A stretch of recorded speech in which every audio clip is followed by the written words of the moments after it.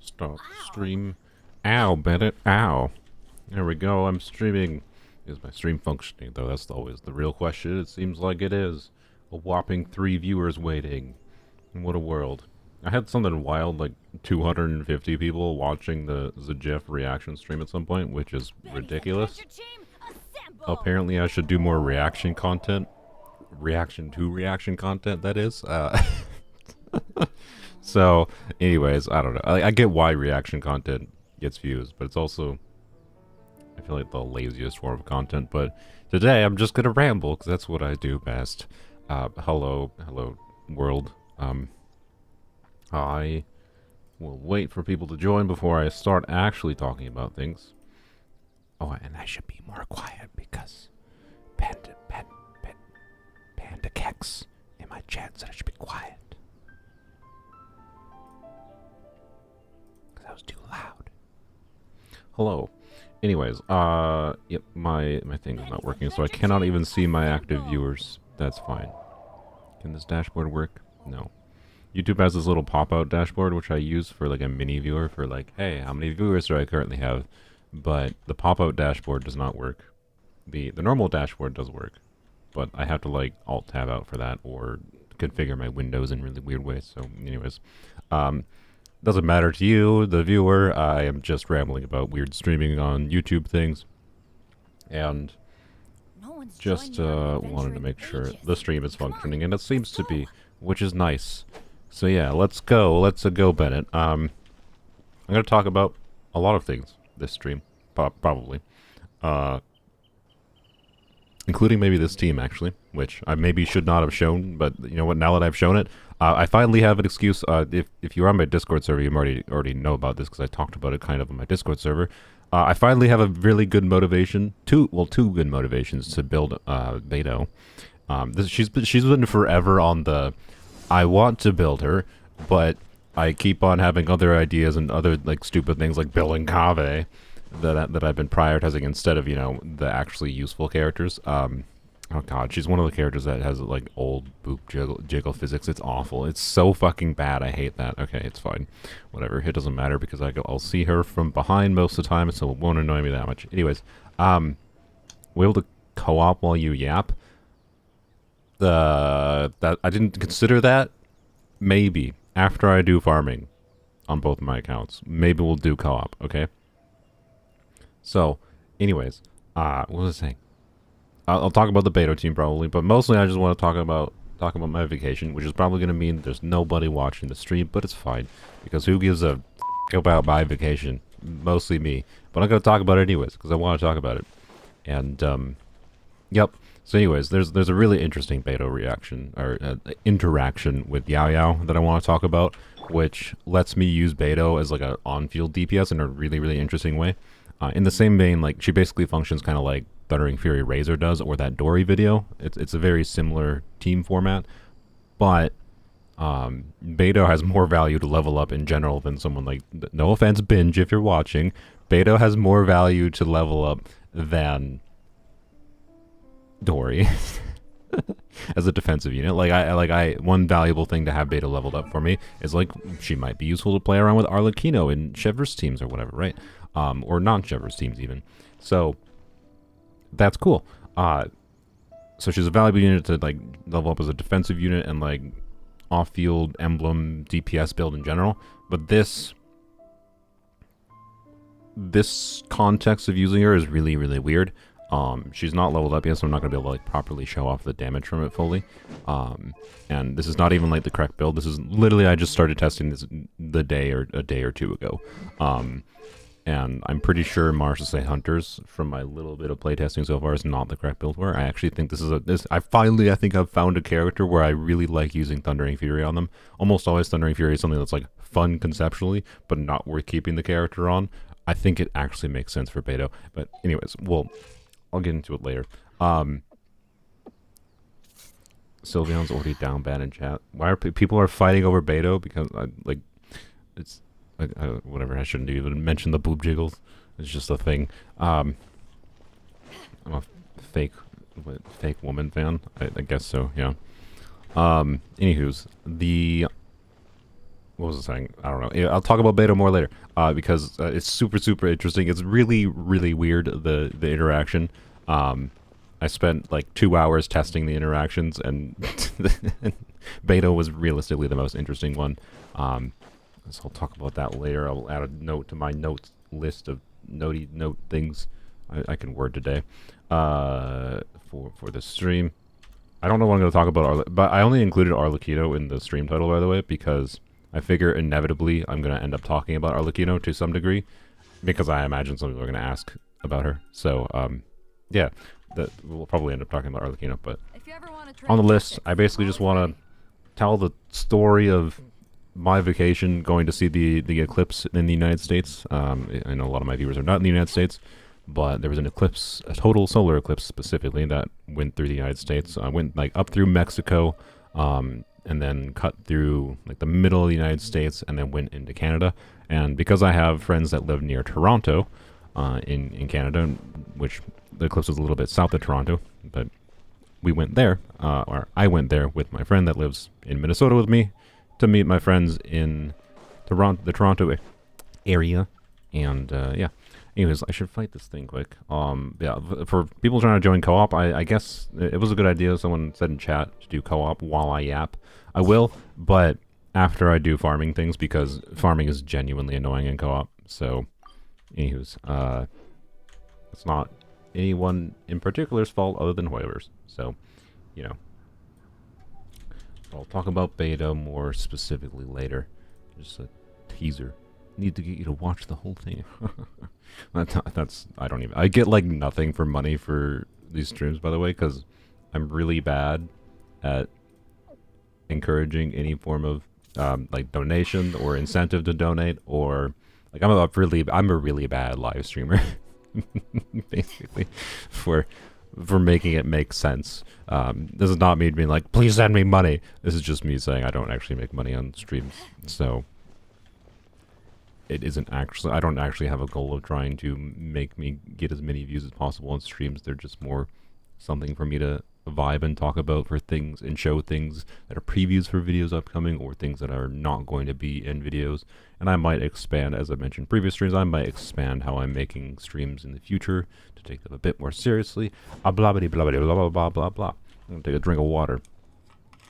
Beidou should have been a standard banner 5-star. I mean, she is better than a number of standard banner 5-star characters, so you're not wrong. But also, if her C4 was if her C4, which is important, in what I'll talk about later, was a 5-star constellation, that would be rough.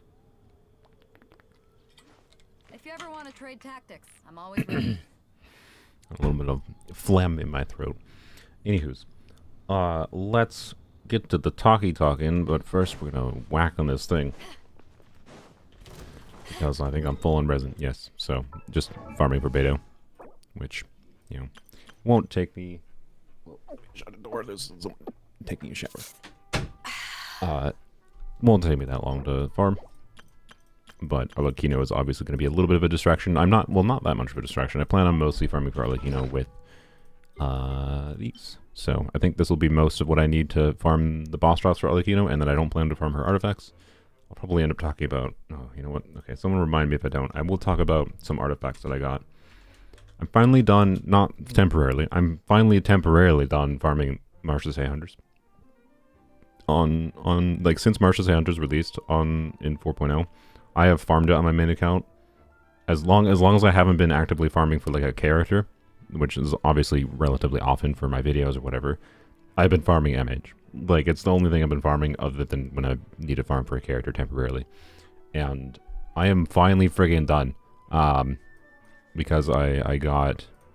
Where is it? I finally got a crit damage circlet. This is the only crit damage circlet I had for the longest time that was relevant.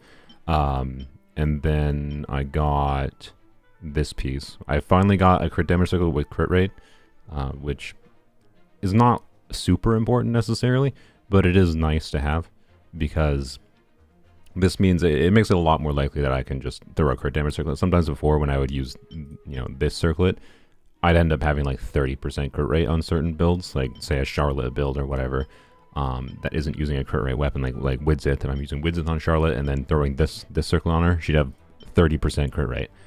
And with the Mars Say stacks, it's only like 66, which is a very sad amount of crit rate for Mars Say, and it makes the inconsistency quite high for her crits, versus having that additional 10% in the circlet is quite meaningful. So that's all it comes down to. I really wanted one of those pieces, and that's why I was farming for so freaking long.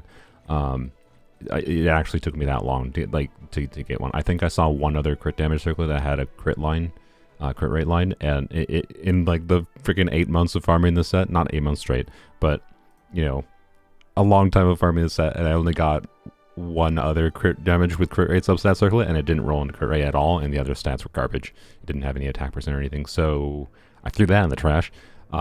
But also earlier this week I got this, which this is a 4-line. It had 2 defense rolls, which is sad, but this is still incredibly cracked. This will be, I'll talk about with Arlecchino later. So, anywho's, hopefully. MH, I'll add that to the notes. Oh boy, this stream is going to be too long. When I have notes for things to talk about, that's always bad, because it means I'm going to inevitably like talk about things I didn't intend to talk about on top of the things I intend to talk about. Ow. And then that's going to inevitably make this stream take 5 years. And I actually have a cutoff point. I cannot stream for more than like 4.5 hours. Which, it shouldn't go that long, I think. But also, this is a terrible team for fighting this boss. I hate that Mihoyo does this stupid trend of like, yeah, let's have characters that are, like, you need to farm, like, electro characters fighting the electro cube. They do this with new bosses too, right? They did it for Furina. We're like, oh, you're farming for this new character? Well, the boss is immune to that character's damage type. Like, I want to use the character that I want to build when I'm farming for them, and they decide to make bosses not let you do that. It's so dumb. Anyways, it's fine. I'm already rambling and ranting about something. It's not, see, this is what I'm talking about. This is not what I intended to talk about, but I'm already distracting myself. Can you help me farm? I mean, actually, maybe, but this is actually an instance where letting people in the co-op might have been better. So you know what? I'll let you guys help me farm after I kill this boss the first time. Why not? Why not? Alright. Doesn't help that, you know, none of my characters are on good builds. For this boss, I should say. This is a terrible team for this boss. This is a team designed around electro reactions. Okay. Well, not yet. Blam and schmeck. 3 drops, please. Nope. Okay. Garbage. Sure. That works. How many do I have? 4. Not enough. Also, well, we should be able to get enough to, do I have enough of these? Yeah. How much does that take? 60? That should be, this is the equivalent to like 250. Yeah, okay. I'm just making sure I don't use up too many heroes wits, because I need to make sure I can level 90 Arlecchino this week. That is important for some videos I have planned. If you ever want to trade tactics, so, I'm always ready. Anyways, do that. We can hopefully get Beidou's next ascension in this stream. So real for Genshin, farming months on one set and getting nothing. I mean, I didn't get nothing. A whole freaking lot of these artifacts, these golden troop. I got so many freaking golden troop, useful golden troop, and Gilded Dreams artifacts, or Gilded Dreams, Martial Say Hunters artifacts. I don't know why I said Gilded Dreams. And like including a ton I haven't been able to level up yet. Like look at all these. So it's definitely not correct saying I've only gotten one piece. Like, part of the reason I was fine with farming that domain is because of how many good artifacts you can get with the diversity of stats. It's just that my main stopping point that I gave for, like, I've got enough pieces for Martial Say Hunters to now potentially focus on other things, like, say, trying to get more Noblesse pieces, trying to get more Tenacity pieces, trying to get more Emblem pieces. I could always use more Emblem. Trying to get, like, more Thundering Fury pieces. I don't know, right? Just diversifying artifacts a little bit more rather than all speccing into one friggin' artifact set. But my stopping point was getting a crit damage circle with a few lines of crit rate on it, and hopefully other good stats, and that's exactly what this circlet is. It's nothing incredibly amazing. That's my circlets in general on this account. My circlet looks terrible. I do not have a single circlet that has more than 2 crit rate rolls on it, which is insane. Like for a crit damage circlet, I should say, right? Like, this is 3 max rolls of crit rate. Actually, wait, it's 1, 2, 3, 4. Yeah, I think this is 3 max rolls of crit rate. That's the highest amount of crit rate I have in a circlet, I think. I do not have anything higher than that. I have never gotten a circlet. Like, this was a 4-line, by the way. and it rolled twice into crit rate. I have never gotten a crit damage circlet that rolled more than twice into crit rate, which is ridiculous for how long I've had this account. Like, how? How? I have such terrible circlet luck, but it's fine because it's a normal account and there's so many other avenues to get damage out of it. It just doesn't matter, especially with martial Sayanders nowadays. But anyways, I think C6 Furina is worth it. I think it completely breaks her as a character. Like, her C6 used to originally be her C2, and with like slight number changes. This wall of text of a C6. For anyone that doesn't know, this C6 basically I'm already very distracted. The C6 basically makes it so she becomes a team-wide healer while also doing insane damage. Like, I was tempted to, like, if I got a bunch of like additional, like if when I wish for Furina I like somehow ended up with C4, I would have been tempted to go for C6 just to demonstrate that her C6 is so broken that I honestly think the balanced way to play Furina C6 is with 0 artifacts. Because a Furina C6 on Fav is probably good enough to use and like in like all contexts. But it's a problem, like, why do you need strong constellations on characters that are already strong? I think it breaks her balance completely, and because it breaks her balance, I'm actually kind of glad they didn't make it her C2, because if this was her C2, so many people would have, like, because C2, like, I got her C2 without spending, I didn't spend a single cent to get Furina C2. I just had a lot of primos saved up, because I hadn't wished much for, like, 6 months straight. So I was able to get Furina C2 without spending anything. And that's the main reason I don't regret it, is because, like, I didn't actually spend any real money for it. The only reason I kind of regretted it is because of the fact that Farazan Cloud Retainer happened, and I didn't expect that, and in hindsight I would rather save some for that. But oh well. You live and learn. But at the time, I don't think it was that incorrect a decision, and it is still useful for me and how I like to enjoy playing the game, right? But, like, this constellation doesn't really meaningfully change how you use Furina. It just opens up a little bit of team versus team options and allows you to do like shenanigans, like relying on just prototype Amber for your healing and still getting the damage bonus. But it also makes your team really fragile in exchange for that, so it doesn't really change how you use Furina that much, in my experience. It's really not very worthwhile to go for her C2, in my opinion. I honestly think for the vast majority of players, her C1 is a lot better than her C2. But with the asterisk of if you get C2, you can basically put garbage artifacts on her, and she will like just put the correct main stats on her, and she'll probably be dealing meaningful damage. You don't even need to farm for her because she so. Anyways, C6 gives her so many of this like stats and damage that she needs, and like she gets energy from this, and like she has crit rate ascension to enable Fab, and has multi-hit attacks in an AoE. So like Fab works without any crit rate on her. She gets a whack ton of HP from her C2. She gets energy refunding from this, so then therefore the Fab energy is probably enough to keep her burst up. And then this just makes her a ridiculous healer and still dealing damage. Like, she genuinely would work without artifacts. I'm quite confident of that. I'm never going to do that because I think it completely breaks her balance as a character.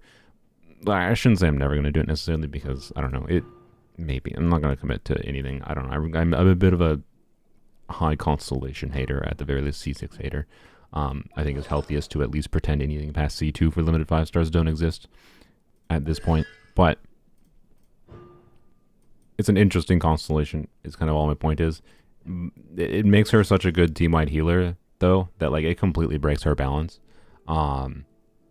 With the only like caveat of you have to on-field her for like a very short duration of time. Not very long, just like you have to do a couple normal attacks with her. Like, it's ridiculous. So no, I don't think it's worth it. I think it makes her a bit silly of a character, is all it comes down to. So, anyways, C2 is such an upgrade if you play her with Bennett. Yeah, you're not wrong. I mean, I don't know, Maiden's Bennett. As long as you play with Maiden's Bennett, and then you also just are smart with how you swap. Like, for example, this team is one of the advantages of this team that I might talk about later is pretty freeform in how it swaps. So you can easily use Bennett, especially on a Maiden's build, to be able to easily heal up the team. And if you're doing that, then that, like okay. what does C2 do here then? It lets you get your damage bonus slightly faster and gives Furina some HP. But I purposely put my... Actually, no, I did reconfigure her for a damage-oriented build. A little... Well, actually, a little bit.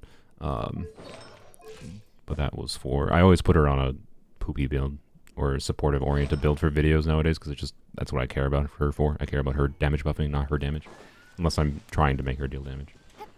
Use. Yeah, her C2 is more relevant for like the Arlecchino potentially. But also only like it depends. Because you can still play healers with Arlecchino. Arlecchino doesn't say you can't use healers in the team. It just means she doesn't get healed. So the awkwardness with Arlecchino and Furina is that you now like have to burst every rotation on Arlecchino.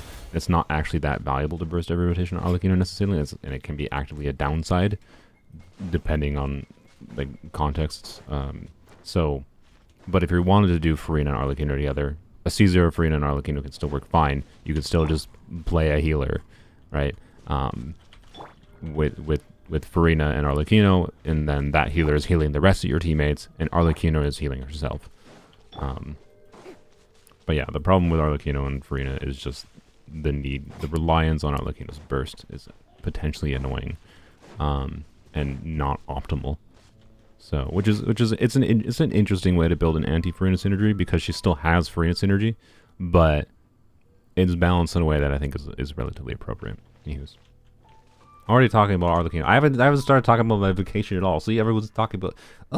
Okay, it's fine. Yeah, anyone can join. If anyone wants to join, I need to go do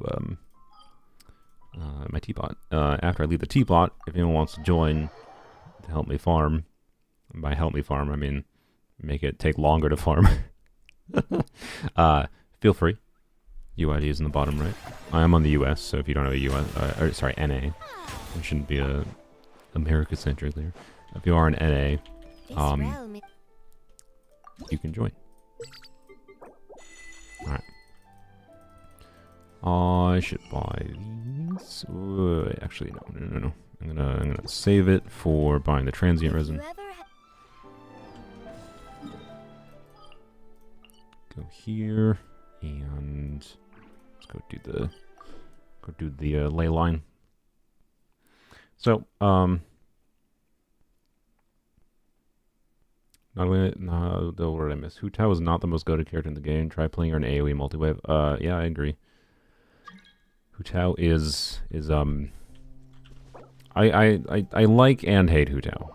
So, you know, I think her I really dislike the idea of her C1. I think it's an actual scam. It should have been in her base kit. It makes her feel so much better to play. And so much more interesting to play too. First come, first serve. Sorry, Flower. I will... I mean, it's not going to take us very long to do things. Oh, well, player cannot join. What player? Did I let too many people in? Whatever. Problem with Arlecchino and Furina is that if you don't have a shield or damage mitigation, Arlecchino is going to be super squishy. I mean, yes, there's that too. Yes. But also, she has her own damage mitigation and things. But yes, you're not wrong. But it's also just like a problem with Furina in general. Like, if you're playing Furina and Jean, because the ideal way to play Jean is to use her at the end of rotation, sometimes you're at half health and you get hit by like a big hit, and then blam blam, you're dead. So, because you're at half health at the end of your rotation, right before you switch to Jean, and actually, sorry, your first rotation or whatever, you're at half health, and you're not going to full health until the start of your next rotation to be able to maximize your damage bonus with Furina. So like, Furina can make a lot of teams fragile. It's not that unique to Arlecchino. It's just that Arlecchino doesn't have access to, you know, being HP positive unless you use her burst. And even then, she might be HP negative if you're taking damage. But also, as someone who basically never plays with shielder, well, I shouldn't say never plays with shielders, because I play all kinds of characters that technically create a shield, and like Beidou, or like I'll be leveling on Beidou. But whenever I use shielders, I don't use them for their shield. It's probably what I would describe it as. Did he just die? Oh no, he didn't. Oh yeah. Ley lines, right? Where's the next one? Off we go. So anyways, Arlecchino, I think, is going to feel better to most players than unless they change her particle generation. I think Arlecchino is going to feel more survivable to most players than some people are thinking, is my guess. But a lot of people might still want to play something like Zhongli or whatever other defensive units with her, just for like the interruption resistance aspect. It just is a big ol' it depends on your preferences of playstyle. And if that's what you prefer, it'll be fine, I think. It just means you should prioritize playing Beidou, Xingqiu, or whatever with her, right? Alright, and we're only going to farm the Electro Cube one more time, by the way, because probably not going to get another 20 resin by the end of the stream. So I guess I'll let new people in on poems only when we switch over there. There it is. Hu Tao C0 with Shan Yun is funny though. Yeah, you're not wrong. I would much prefer Hu Tao C0 with Shan Yun. Like Hu Tao C0 with Shan Yun being better than Hu Tao C1 is just hilarious to me. I love it. But anywho's, Hu Tao C1 without, like when you're doing Hu Tao with normal context, right? So anyways. Yeah, let me read chat. Okay. Got a bunch of those. Let's level Beidou. Where is she? Am I blind? There she is. Oh, I already leveled her up. Never mind. Oh yeah, need to go get a little bit of jade. And then a couple more. Oh wait, I'm not gonna be able to do this on stream today without using things. Oh well. No standard wishes for you. I think Kirara would be a good shieler for Arlecchino. No. Yeah, generally speaking, no, unfortunately. I can't really... I don't think Kirara is a very good shield. Well, okay, she's good as far as her total shielding value relative to many other 4-stars. But she doesn't really apply Dendro off-field, other than like when enemies step in her freaking bombs. So her actual element and like her supportive utility, other than just keeping your team alive, isn't relevant. And that's kind of a problem. So it depends what you have in your other options, right? Like, don't let me stop you from using Kirara and Arlecchino together if you really like Kirara and want to use them together. She will be a comfortable unit for giving you some interruption resistance and keeping your team alive, potentially. But she's not going to enable much else. And I say that as someone who is pretty bullish on, like, Virgin, which is, like, Dendro teams with Arlecchino. Where am I going? Virgin teams with Arlecchino probably going to be very good. It's one of the things I'm probably going to make a video this weekend on... I'm probably going to make a video this weekend on Virgin Arlecchino. It'll probably be something like... Arlecchino's not out yet. I might eat my words. But I'm pretty bullish on it. And I'm pretty sure I'm going to be like, I was right about Arlecchino kind of thing. And that video is mostly going to be focused on how... on Virgin Arlecchino. But... and then I'll make a video on, like, polearms only Arlecchino as well. Trying to test her out. Like, the wishing video will come out Wednesday. But anyways. Kirara just, like, doesn't function in that team, though, right? Like, if I'm going to use defensive units in a Virgin Arlecchino team, I'm going to do... Does Cloud Retainer in co-op give plunging to the co-op teammates? Let's see. I've never actually tested that.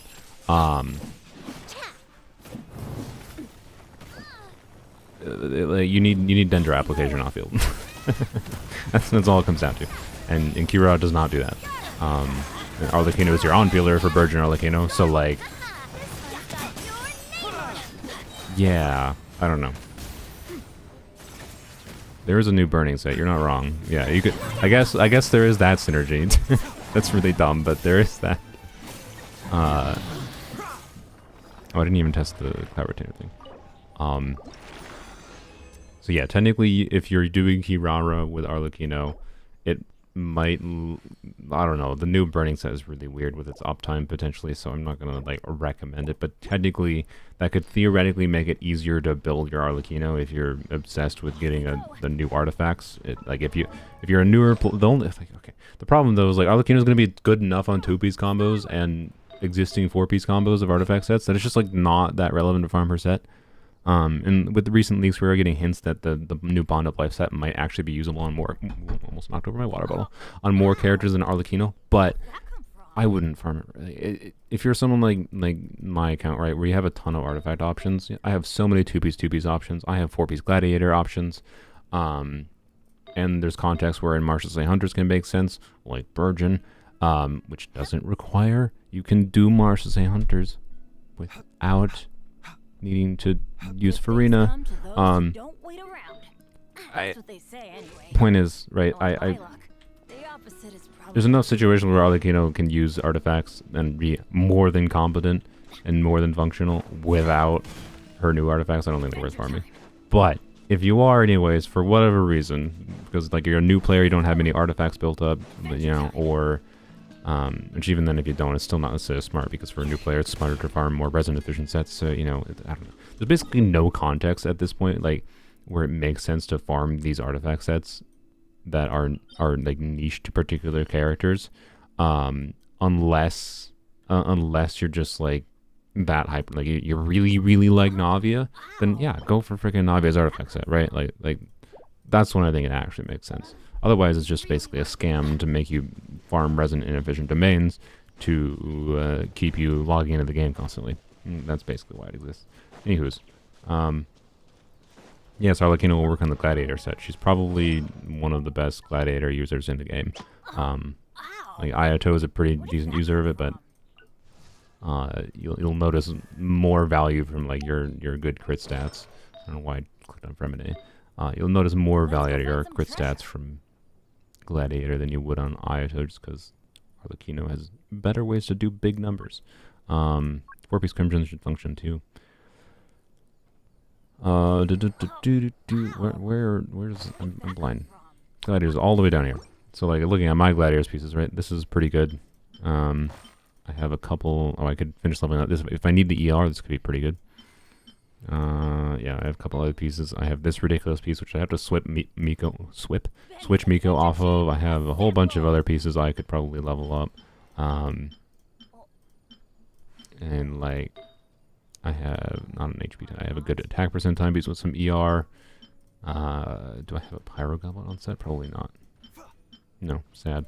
And I have ER heavy piece if I need it. I have a crit rate piece if I need it. I have a crit damage piece if I need it. Like, I have enough options, point is, with Gladiator, right? That I can do a good Gladiator build. And then but realistically though, because I have so many different like 2-piece set combos, I'm pretty sure I can get 2-piece builds that would probably be better than my 4-piece Gladiators, but I'll have to test it. And regardless, I actually think I might end up playing Arlecchino and Virgin a lot, and then I'm probably going to use Martial Say Hunters on her. But anywho's, because I have a ton of those artifacts. Anywho's, did I get early access of Arlecchino? No, no. They only gave early access to characters to very, very few creators. Like even a lot of big creators, as far as I'm aware, didn't get access to it. So I don't really want to talk about that. Just a further thing that will prevent me from ever making guide videos. Because it's like I have no ability to basically compete. I don't even think I'm that good at making guide videos necessarily. I'm good at answering specific questions or whatever, but I don't think I'm good at making a condensed informational guide that says everything that you need to say without being too long. What's your opinion on Arlecchino being fragile? There's enough defensive options in the game, and she has a defensive passive and relatively high base HP and fairly high base defense. And healing in her base kit, that she's going to be much less fragile than I think people give her credit for. And if she is fragile to you, that's an incentive to make sure you have enough ER to burst every rotation, to heal every rotation. It's an incentive to use other particular defensive units, say Beidou, say, you know, Shincho, right? Zhongli, if you like Zhongli, like shielders, right? It's just, I don't know. I think she's gonna be. She's not more fragile. I almost assure you, Adventure time. I will die. Even though Arlecchino is an on-fielder, I will probably die less with Arlecchino. Even though I'm someone who tends to will really likely play her in teams where she's a lot more fragile than many players would prefer. I still think she's probably gonna die less than like my Miko does, because Yai is the squishy of the squishiest characters. And this lady will die in 2 hits all the time to so many of the enemies in the game. And she has this issue of she wants to like come on field, spend a couple times, doing a couple E's, and if I like do one of her E's in the wrong direction towards Coppelius, she gets whacked by Coppelius and just dies. And I'm just like, well, restart the abyss, all right? And like, that's a skill issue to be clear, but like, and it's fine because I am fine with being punished for like a mistake like that. But even though Yai's an on-fielder, I expect her to be a character that will die more than Arlecchino. That's my current feeling on it. I think she's going to be more of a survivable unit than people are giving her credit for. But at the same time, if you're someone who likes defensive utility, you really like shielders, and you're really bad at trying to like pay attention to enemy attacks and actually try to dodge them, and trying to play a little bit differently like that, or you prefer not to for whatever reason, then you're probably going to want defensive units, and you might end up feeling like she's fragile, and you might end up not liking her for that. You're going to have to ask that to yourself. Because I don't know you. I don't know what your specific preferences are in how you play the game. I haven't watched you play, watched all the teams you've played over the last X amount of time you played Genshin. So, anyways, how do you mute in real-time swearing? I just have a button for it. I have a Go XLR mini audio interface. So, can you make Arlecchino a Virgin DPS? Yes, I'm quite confident. Watch my videos the next weekend. Not this weekend. Well, wait. Well, yeah, it is currently this weekend, so technically that next weekend. I plan to have a Virgin Arlecchino video this weekend. After I level up Arlecchino this weekend, after I record and test some things with it. I'm pretty confident, yes. And I'm pretty confident it's going to be a lot better than most of the theory crafters are giving like if you watch like clips of like Zajef, there's a couple clips of Zajef where people were like, oh, I can't view my own freaking teams because we're in co-op. God dang it. There's a couple. I was going to show a team format thing. There's clips though of like Zajef or Jaystern, I think, 2 of the more well-known public theory crafters, I'd say, that are like, you can do Virgin Arlecchino, but it's not going to be very good. But they are ignoring the fact that Virgin enables Marshal Hunters on her, and it is by far her best artifact set if you can use it.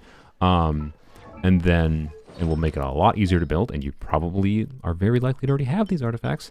And then on top of that, she has a lot of team formats where I'm pretty confident Virgin will work. Like, I think Virgin Arlecchino will work without needing Nahida. It'll be better with Nahida, to be clear, meaningfully better, because it's Nahida.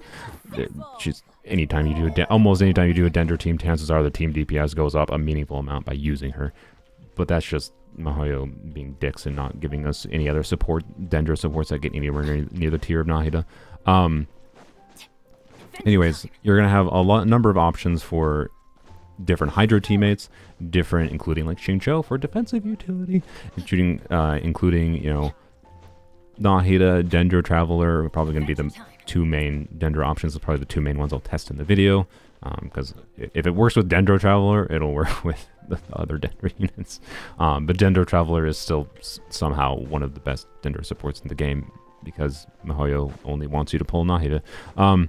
And then you have a flex slot for Virgin Arlecchino, and that flex slot is a pretty big deal, because like if you saw my video this weekend where I did Virgin Kazuha, I couldn't. You might make that conclusion that, oh, I'm not going to be able to vape consistently with Virgin Arlecchino, because like Virgin has this problem of like too much pyro on the enemy means like you're not going to be able to have Hydro Ore on the enemy. You're not going to be able to trigger vapes because you don't have Hydro on the enemy. So like you're not going to be able to trigger vapes with Arlecchino. I think you will, because the problem with Virgin Kazuha is like Kazuha, you have C6 Bennett, you have your Hydro, and then you have like your Dendro Nahida or like Dendro Traveler, and then you have Kazuha. You don't have a flex slot for adding in more Hydro. So Virgin Arlecchino should be able to do double Hydro, for example, to get vapes more consistently. But Virgin Arlecchino will also have options to, I don't know, you could also sacrifice the potential of getting vapes in favor of like throwing Bennett on the team for some reason. You could swap to, you can even like, there's even potential for doing things like, you know, my hybrid Raiden build that I use with Staff of Scarlet Sands, this weird, you know, build with EM Goblet, EM Timepiece, and then a crit circlet. No one's joined This me on an build adventure in ages. could probably be used with Arlecchino and a Virgin team too.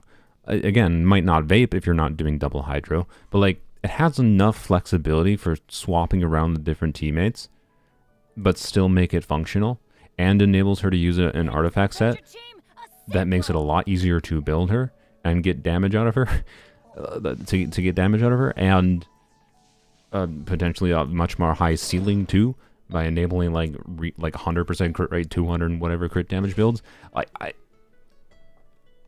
I'm pretty bullish on Virgin Arlecchino. Is kind of all it comes down to. I hope Chevreuse is an Arlecchino's banner. The opposite is probably true for me. So yeah, I guess at this point, since I'm talking about Arlecchino, I guess I'm not going to talk about my vacation until the next 20 years. Let's talk about very briefly. I think I have it on Toma. I want to talk about my this is like, since we're talking about Virgin Arlecchino, this is also something to be used for Virgin Arlecchino. But just like I do Hybrid Raiden, because I have Staff of Scarlet Sands, I'm gonna try Hybrid Arlecchino. But Hybrid Arlecchino might be a lot better than Hybrid Raiden, because Hybrid Raiden has a problem with still wanting a bunch of energy. Raiden does ascend with energy recharge, so like it's not that insane, and you can still use Emblem on Raiden, so it's not like that hard to get enough ER on her. But Hybrid Raiden does still have the problem of like, I need to prioritize certain artifacts, like this one that's heavy in ER, you know, this one that's heavy, like this artifact. I actually just got this ridiculous goblet this week, but I'm pretty sure for, oops, oh boy. I'm pretty sure for Hybrid Raiden, this goblet is still better despite having 2 less crit rolls, right? That's because I need the ER. And then this is just relatable. So, you know, she has ER needs that Arlecchino potentially doesn't have, although Arlecchino potentially still has ER needs for Virgin, but less ER needs than I think Raiden has, although it again depends on the team a little bit, potentially, that because there's going to be different team formats you can play Virgin and Arlecchino in. But you can do the same thing with Staff of Scarlet Sands, wherein like this breaks the balance of EM. You can put way more EM than you would normally viably put on a character, because this converts EM to attack, and therefore you're still getting value from your EM even when you're not triggering reactions. But then when you do trigger reactions, because you have like 500 plus EM, you're going to be doing really big reaction damage. And if you're doing Virgin, that's also, you know, damage that's directly related to the character's level and their EM. So the point is, Arlecchino's less need for ER and having a crit damage ascension built in makes it so that I think Hybrid Arlecchino is going to be an absolute monster. So this build I'm about to show you might be one of the most disgusting things I will ever show in a video, as far as like things you can abuse in Genshin. And again, this is something to be clear that I think hybrid, like I've said before, like I think Hybrid Raiden only really truly works with Staff of Scarlet Sands. I think Hybrid Arlecchino will actually probably work without Staff of Scarlet Sands. But this is also something that will probably be in the Virgin Arlecchino video. So, anywho's, where's Toma? I think I put the build on Toma. So Toma doesn't have crit damage ascension. And then let me switch to Staff of Scarlet Sands with him. Well, actually, just as an example. So this is, you know, don't take any stock in the attack stat or anything. And if I was using Staff of, or Primordial J-Wing Spear, I probably wouldn't do full EM. But anywho's, let's, I don't know why he has that equipped. Oh, because I put the other one on beta, that's why. So put that on him. I think that should be correct. So again, there might be more ER needs than this. I don't know exactly. But if I'm doing, this would be the highest like potential version of this I could imagine doing. Like it's basically impossible for me to get much better artifacts than this, other than trying to spec a little bit more into ER. So the artifacts. So this would be Arlecchino instead of Toma. And remember, when we actually go to the stat screen, Arlecchino has an additional 38% crit damage. So anyways, this is a ridiculous artifact. 3 crit rolls and then 89 EM. This might have to be switched to something like with ER if I need the ER. Virgin Arlecchino is going to be taking self damage from the Virgins, which means she's probably going to need to heal more often, like use her burst more often than she might otherwise be able to. Like in some Arlecchino teams, you'll be able to ignore her burst completely, right? But in Virgin teams, you will have to use her burst sometimes. How often depends on how much damage you're taking. It'll depend on like if you're using Xingqiu or not, right? Because Xingqiu is going to reduce Xingqiu, especially in conjunction with Arlecchino's own damage reduction passive, is going to reduce the damage you take from Virgins a lot. And then it depends on like the enemies you're fighting. Blah blah blah blah blah. Point is, I think energy recharge will be a little bit more important for Virgin Arlecchino. But she also currently generates like per rotation that she needs as a burst. She does EQE, which is 10 pyro particles. Like she doesn't have any pyro particle cooldown in the last version of the beta. So as long as she hasn't changed since the last version of the beta, her energy needs aren't that high. Like probably not much more than 30 in the worst case. But again, depends on fab. Blah blah blah. Point is, this build is not focused on ER because I don't know what the ER needs will actually be that I'll settle on. Anyways, I got this piece, and then this piece is I actually got this week as well. It's the highest crit damage piece I have. Again, if I need ER, I'll switch to a different piece, whatever, right? Only downside is I think all my pieces with ER have extra crit rate, and I don't actually need the extra crit rate, I think, but oh well. This piece has attack, has some crit damage, nothing insane. This piece is ridiculous, like absolutely ridiculous. I literally got this 2 days ago. I just leveled up a random EM goblet that had crit rate on a 3-line to start, and then it had like 3.1% crit rate to start, so I had no hope for it being good. Roll crit damage, and then rolled a crap ton of high rolls, and I was like, well, but thanks game. I will take this 43 crit value EM goblet, one of the rarest possible artifacts you can get in the game. Ridiculous. Like I would trade, like I've never gotten a 50 CV artifact on my main account, and I honestly never really expect to. Binge, he's a person on my Discord server that I'm friends with, shared with me a document that actually broke down like the math of the probabilities of like artifacts and like how much time you would expect it to take for you to get a 50 CV artifact, and their estimate was like 8 years.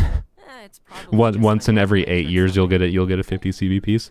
I have gotten 2 50 CV pieces, both not on this account. So anyways, my point is though, as rare and absurd as 50 CV pieces are, 50 CV, because crit is not the only thing that matters in the game, I would trade like 5 50 CV pieces for this goblet.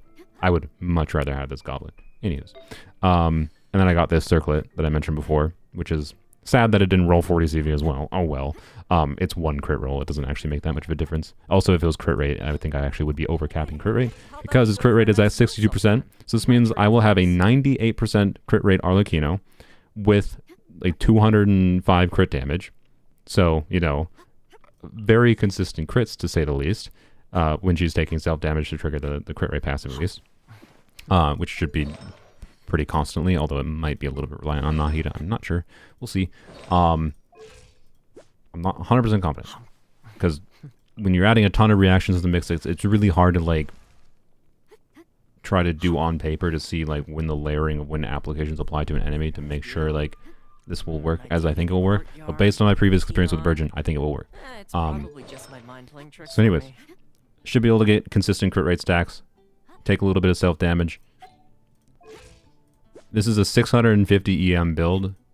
Arlecchino will have 100 crit rate, 200 crit damage. I might need a little bit more ER, which might sacrifice a little bit of crit, whatever. And then like once the attack conversion goes over, she should have something like in the neighborhood of, I don't know, I think over 2k attack. I'm not exactly sure. Doesn't really matter. I haven't mathed that out. She'll have over 2k attack, I'm pretty sure. Based on my experience doing hybrid riding, she'll probably have in the 2500 range. Plus factoring like noblesse tenacity buffs, that's kind of what I'm including in that. But you get the point, right? She'll have enough of an attack stat. It'll be lower than like you would with like a Bennett team, obviously. She'll have lower attack than with a Bennett team. But she'll have enough attack to be healthy, to do a healthy amount of like attack-based damage, but have a whack ton of EM for really big Virgins, and a whack ton of EM for really big Vapes if I'm doing double Hydro, like, or even if you're not doing double Hydro, like, if you're not doing double Hydro, you probably don't do, I mean, even if you are doing double Hydro, you probably don't do an EM circlet, by the way. You probably still do a crit circlet, realistically. Do something like this circlet might legitimately be better. I will test that, but I think it's more fun to do EM first, just for the silliness of it. yeah, this is gonna be gross. Like I am pretty confident that's gonna be strong, and I don't know. I think hybrid Arlecchino, you know, having a bunch of crit from the crit set, and having a bunch of EM from the main stats, and then whatever weapon you have available. I don't even think Staff of Scarlet Sands is going to be necessary for Arlecchino. I think Dragon's Bane will be quite good, although it might restrict... No, it should be very good, because I think, yeah, the enemy should always have Pyro or Hydro on them, from either the Burning Aura, or if you overwrite the Burning Aura with Hydro by doing double Hydro. Like, Dragon's Bane should be a very good option for this build, and then again, you probably don't do... Like, if I switch Tomo to this, right, and I lose the crit rate, obviously, from Staff of Scarlet Sands, which means, okay, just switch to a crit rate circlet. Like, and again, add 38% crit damage. This would be an Arlecchino build with, again, 680 EM, you know, and then a little bit more damage bonus in Dragon's Bane. Still in an 80% range of crit damage, or crit rate, and then still about 200% crit damage. And all I did is swap a circlet. But now I'm using a 4-star weapon that it's much more likely you have. Whereas, like, Hybrid Raiden, because of how she wants more stats, it's a lot more necessary to have, like, the crit rate on her at a baseline versus Arlecchino. Because Arlecchino has less total stat needs. So, I don't know. I digress. I'm pretty bullish, basically. Is all it comes down to. And that's thing all I got for Virgin Arlecchino.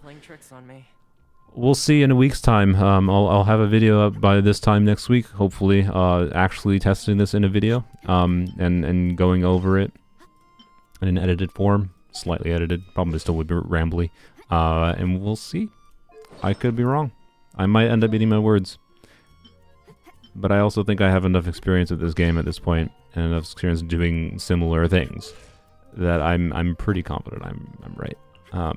So, hence why the video will probably be, I was right about Arlecchino, and I think it's going to be kind of disgusting. Would be funny against Tulpa Boss or the Water Local Legends. I mean, you won't even have to do that, right? Because again, Virgin Arlecchino should have the flexibility to let you do double Hydro, and if you're able to do double Hydro, you should be able to have enough Hydro to still vape consistently, because Arlecchino doesn't apply so much power herself that she's going to make it so... such that, like, the only real problem is the Burning Aura, and the Burning Aura should be able to be reduced enough by having 2 Hydro units. So, yeah, Arlecchino should be pretty good. And, like, there's enough versatility in the Virgin format that it's, I don't know. Like, after I play with Arlecchino a bit, as far as, like, ease of building Arlecchino and getting a team that's probably going to perform pretty consistently and deal with a lot of Abyss situations, I think it might be end up being my default recommendation for people to play Arlecchino in, even though Theorycrafters like Zajeff or just Jay Stern are just like, it won't be good. Like, what? Like, I don't know. My only assumption is, like, I think they think that because they haven't actually really messed with Virgin and some of its nuances that much. Right. That's my only guess. I don't know. Anywho's, drip marketing tomorrow, just realized, who were you thinking it could be? I mean, current leaks indicate that Chlorind and Siegewind are going to be in the next patch, which means there's probably no 4-star again, which is a bit weird. Because Siegewind is rumored to be a 5-star, which is also a bit weird, because, I'm not going to lie, first of all, I hate the Lolly characters, so I'm biased against her in the first place. But, I hate the Lolly characters on a design level. Ultimately, their kit matters more to me for whether I pull them. I pulled for not hated despite hating her design, right? I hate how this character looks, but anywho's, what was I saying? Siegewind. I mean, Zajeff wasn't doom posting. He just was, like, I think, not really properly thinking about Virgin, because Virgin is kind of hard to think about. Like, compared to how most Theorycrafters conventionally think about how to, like, math out how characters deal damage in Genshin, you just, like, can't do Virgin the same way, because this is really weird. And it's, you have to make too many assumptions, and it's something that really is more appropriate for doing in-game. But Zajeff can't do, Zajeff and Jay Stern can't do that in-game, and it's very hard to do the math to compare how Virgin Arlecchino could function compared to other characters, but I also think they weren't even trying to. So, like, that is an L on their part for not even trying to calc those things. But maybe they actually did calc those things, but I never saw it. I never saw them actually calc those things. Anyways. Anywho's, yeah, Sethos might be. I don't know. We've had no actual rumors for when Sethos is coming out. Sethos might come out in freaking 4.2. It might be a Charlotte situation. So, I would like there to be a 4-star. I think it's very weird. I don't know if they've ever done a two 5-star. Normally they do only 2 5-star patches in the early, like, you know, X.1 patches. Since I have played Genshin, but I don't know. Maybe they'll do 2 5-stars and a 4-star for this patch. It'd be interesting. Yeah, Siege Wayne has the reeks of 4-star like visual character design. It wouldn't surprise me if she got like a redesigned model for her actual release, because I don't know, something about her just reeks of this character was intended to be a 4-star to me. But also maybe it's just like, again, I really hate lowly models on a visual design level, so I might just have so much negative bias against the model design that's why she reeks of 4-star to me. But like, I don't know, at the same time, like, Nahida on a visual design has like enough detail in her design that like she doesn't feel 4-star to me. I mean, like, if you had showed her before I mean, I don't know, you also could have guessed it because of the Dendro things coming out and that she was the Archon, I don't know, yada yada. Like, point is, Siege Wing doesn't look to have the model quality, like, or not model quality because the model's the same, but like the detail quality that Nahida does, and they're both 5-stars. So I don't know. Also, if she's a Hydro 5-star, yeah, gee, that's what we really need in the game. You could, like, good God, like she's rumored to be a Hydro 5-star healer. Like, for 4-stars in the game, we have Barbara who you get for free, and Barbara is a bit underutilized, but she's underutilized deservedly because she's clunky. With her cooldowns, she's clunky with her burst cost, and the fact that she doesn't generate energy. She's just a clunky character, but she is not useless. And then we have Xingqiu, who is arguably one of the best characters in the game, for 4-stars. And then we have Candace, who I maintain, if Candace had her C6 like she should have had, if Candace's C6 was in her base kit, the player base would have really liked, the community would have really liked Candace. I think so many people would use Candace and appreciate having her, and appreciate them releasing her if her C6 was their base kit. They effed Candace's kit and effed the entire player base's sentiment around Candace, basically, because of putting her C6 as they did. You, Hoyovers. So yeah, what we really need is another 5-star Hydro. Right? That helps the Hydro issue in this game. Like, Hydro is one of the strongest elements in this game, and them constantly making there be new Hydro 5-stars and not Hydro 4-stars is insane to me. We need more Hydro 4-stars. There needs to be more options, and they need to be more, like, competent. But they have decided that because Xingqiu exists, you only get Xingqiu as, like, I mean, Xingqiu even, I think, isn't, I find Xingqiu clunky. I find having to do normal attacks for your Hydro application quite clunky in a lot of teams. So, anywho's, he's not a bad unit. Again, you can very much argue, make a strong argument for him being the best unit in the game. But I'd rather use Candace over Xingqiu. Anyways, it was a little bit of a trolly joke, to be clear. I feel like there's something I forgot. Yay, more Hydro 5-stars and another Hydro 5-star healer. Like, if we compare to the other 5-star Hydro healer, the things that Siege Wing could do that would be better than Kokomi, that are relevant, would be one, being a team-wide healer. Like, she's almost assuredly, if she's a 5-star healer, almost assuredly a team-wide healer. Like, to be clear, Kokomi has team-wide healing, but it requires field time. So she'd be a team-wide healer that doesn't require any field time, and doesn't have energy problems like Barbara, energy uptime clunkiness issues like Barbara, you know, all of the above. And then other than that, she's gonna have to do something else, right? Because just being a team-wide healer is not enough to make her relevant. So she's gonna have to have some meaningful buff or some meaningful amount of Hydra application. My guess is she's going to have some niche buff that's either going to interact with existing units. Like, I think she's currently rumored to do something with Bond of Life. So that means, even though she's a healer, she might have synergy with Arlecchino. Or she might have synergy with Chlorine, if Chlorine uses Bond of Life. And then if there's Bond of Life characters that, like, if they actually make Bond of Life a recurring theme on characters past these couple patches, it might be relevant for 5.0 characters, right? So she does something with that, right? Like she has some kind of gimmick in her kit, which I think is most likely, that makes her a buffer for certain other characters that makes sense. I think it would be better if she's more of a generic buffer, like if she was just like a charge attack buffer, because for some godforsaken reason we don't have a charge attack buffer in the game. Not meaningful charge attack buffs at least. Like a charge attack in a character dedicated to kind of like buffing charge attacks to some degree. So, anywho's. Alternatively, she could just be good at Hydra application. But Kokomi that's kind of already Kokomi's niche. Is like she's pretty good at Hydra application and pretty good healing, and she does a bit of damage. So, you know, I don't expect they're going to lean into the Hydra application aspect of Siege Queen. But either way, I don't know, man. 5-star Hydra healer is not, I think, what the game needed. That's all I can say. What C6 Candace does? Oh yeah, I should clarify that. My bad. Basically, it gives her extra Hydra application on her. So not on her. For some reason, it doesn't trigger when you're. This is an upside and a downside if your main DP isn't Candace, but when you're doing normal attacks with other characters while her burst is active, she will do a wave of AoE Hydra damage, which can trigger 4 times. So this is a additional 4 instances of Hydra application that happened in AoE around the center of your character, which is actually a relevant synergy with Arlecchino.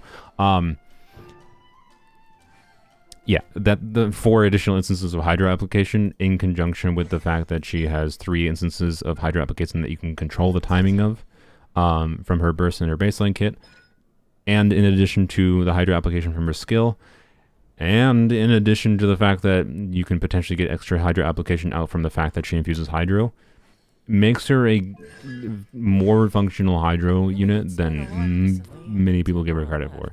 But like, she was absolutely designed with this in mind, and then they just stripped her down of features until C0. That's what they did when designing Candace, and it absolutely f***ed the community sentiment around this character. People would love this character if this was in her base kit. I maintain that. Anywho's. Because she would be another 4-star option that has some nuances to her Hydra application that are better than Xingqiu, and has minor buffing utility. Would she be a better unit than Xingqiu? No, not what I'm saying. Not saying she'd be a better unit than Xingqiu. But no one really gives her time of day because C6 4-stars are a nightmare to get, especially the more 4-stars they release in the game. And yeah, so anywho's. No charge attack buffer because Nuvi, Linny, and Gani probably. Sure. Doesn't mean they can't balance it. You could have said no plunge buffer because you could have said they're never going to release a plunge buffer. Like Cloud Retainer is a plunge buffer and a ridiculous plunge enabler, right? And you could have said no, they're never going to do that because why would they ever do that when the plunge multiplier is higher than all the normal attack multipliers? That would invalidate so many characters' kits.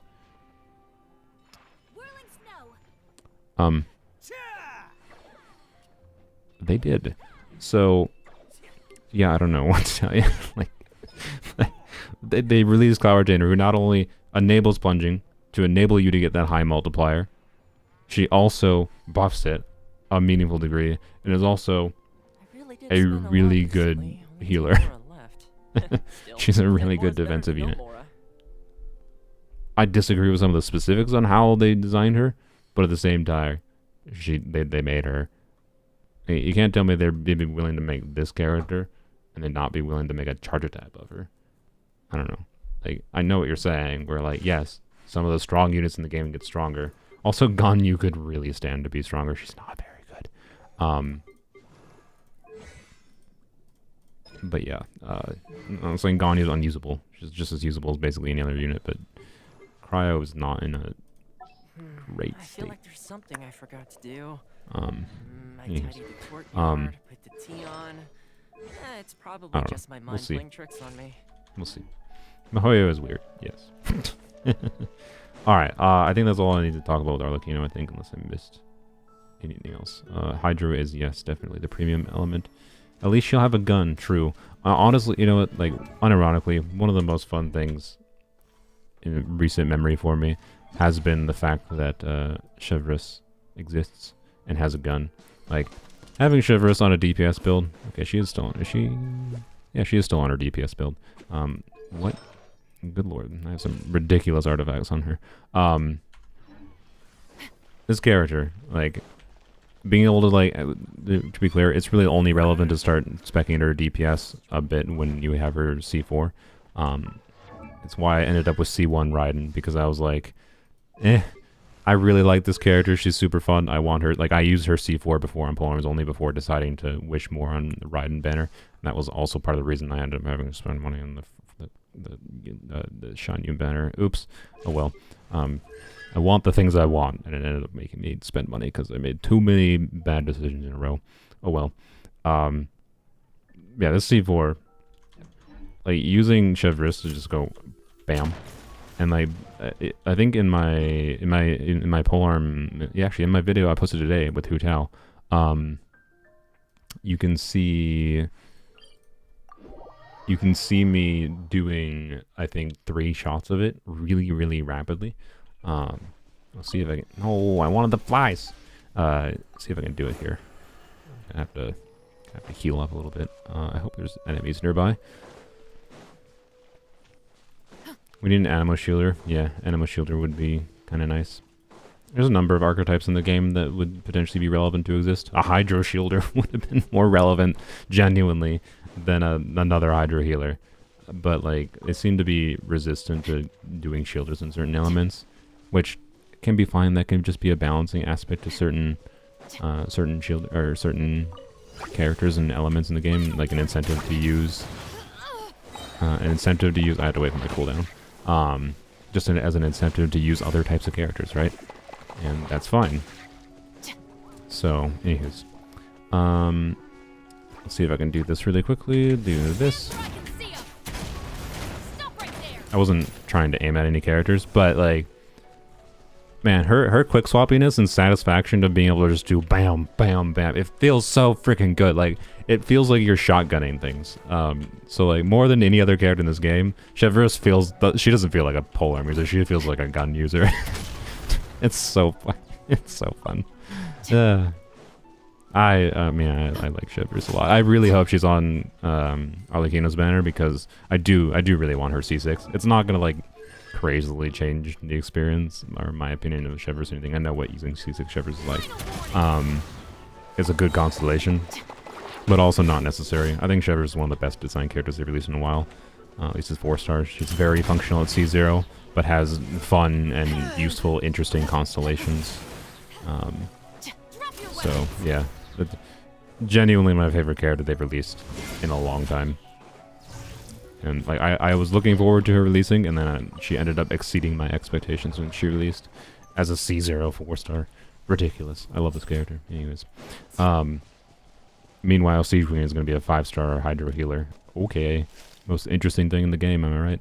I don't know. I don't know. Hopefully my pessimism towards Siege Queen means she's actually going to have a meaningfully interesting kit. We'll see. We'll see. There's a lot of rambles about Siege Queen. And then, meanwhile, Chlorinde is probably going to be some variation of an Electro on-fielder. Again, they're going to have to, like, lean hard into some gimmick with Chlorinde to make her relevant compared to the other Electro on-fielders in the game.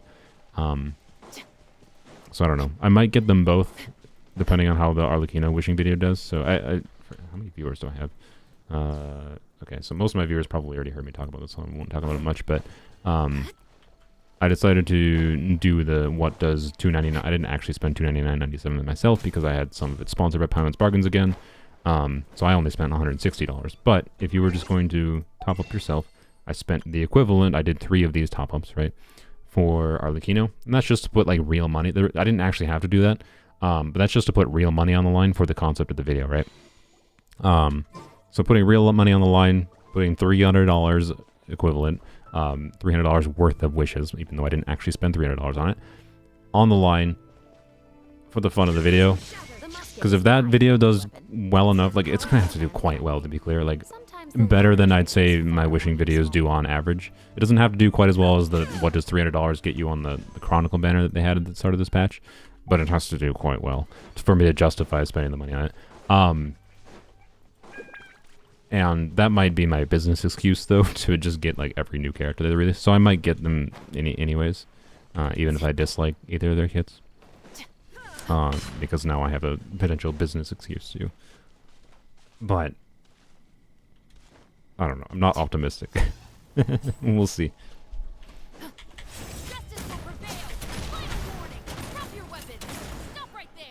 Oops, Lenny's dead. I shot him. It's so fun. Oh man, this character is so fun. Anyways, okay. What am I? Oh yeah, I haven't talked to my freaking vacation at all. Okay. Before I leave my main account here, let's talk about the Beidou team. Okay.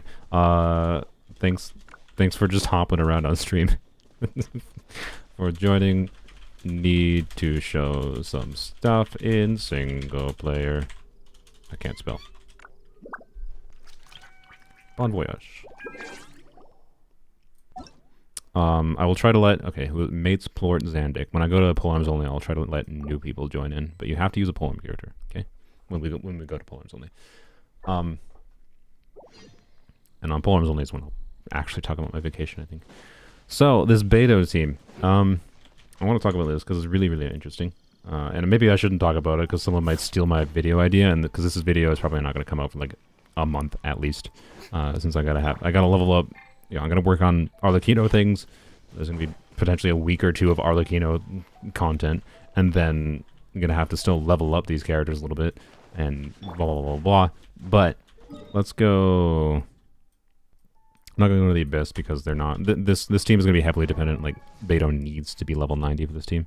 So it's not gonna take me that long to level her up. Like I could potentially make this video as soon as like 2 weeks from now. So I'm relatively comfortable sharing it, and it's not like it's that much of a secret. So I saw this from.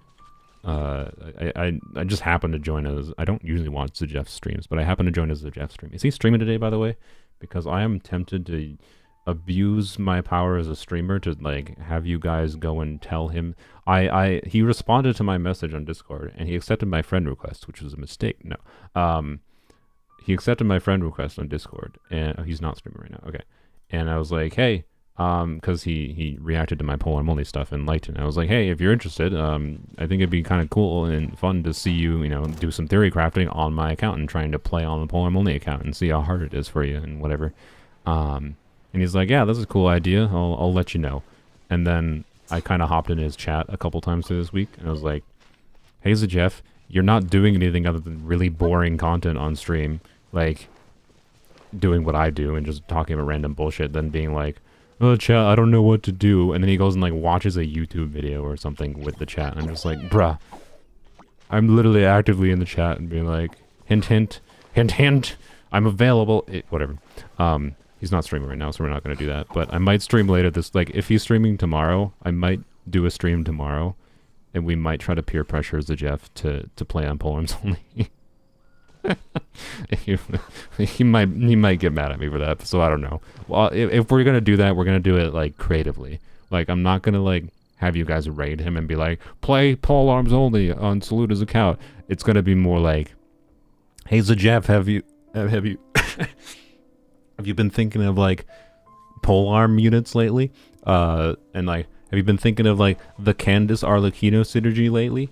Have you been thinking of this team that conveniently has only polearm only units? Like, get him to have the idea himself, rather than, like, get him to have the desire himself to play on it, rather than trying to, like, do stupid things like get him annoyed at me rating or something. I want to socially manipulate the Jeff into wanting to play on polearms only. Anywho's,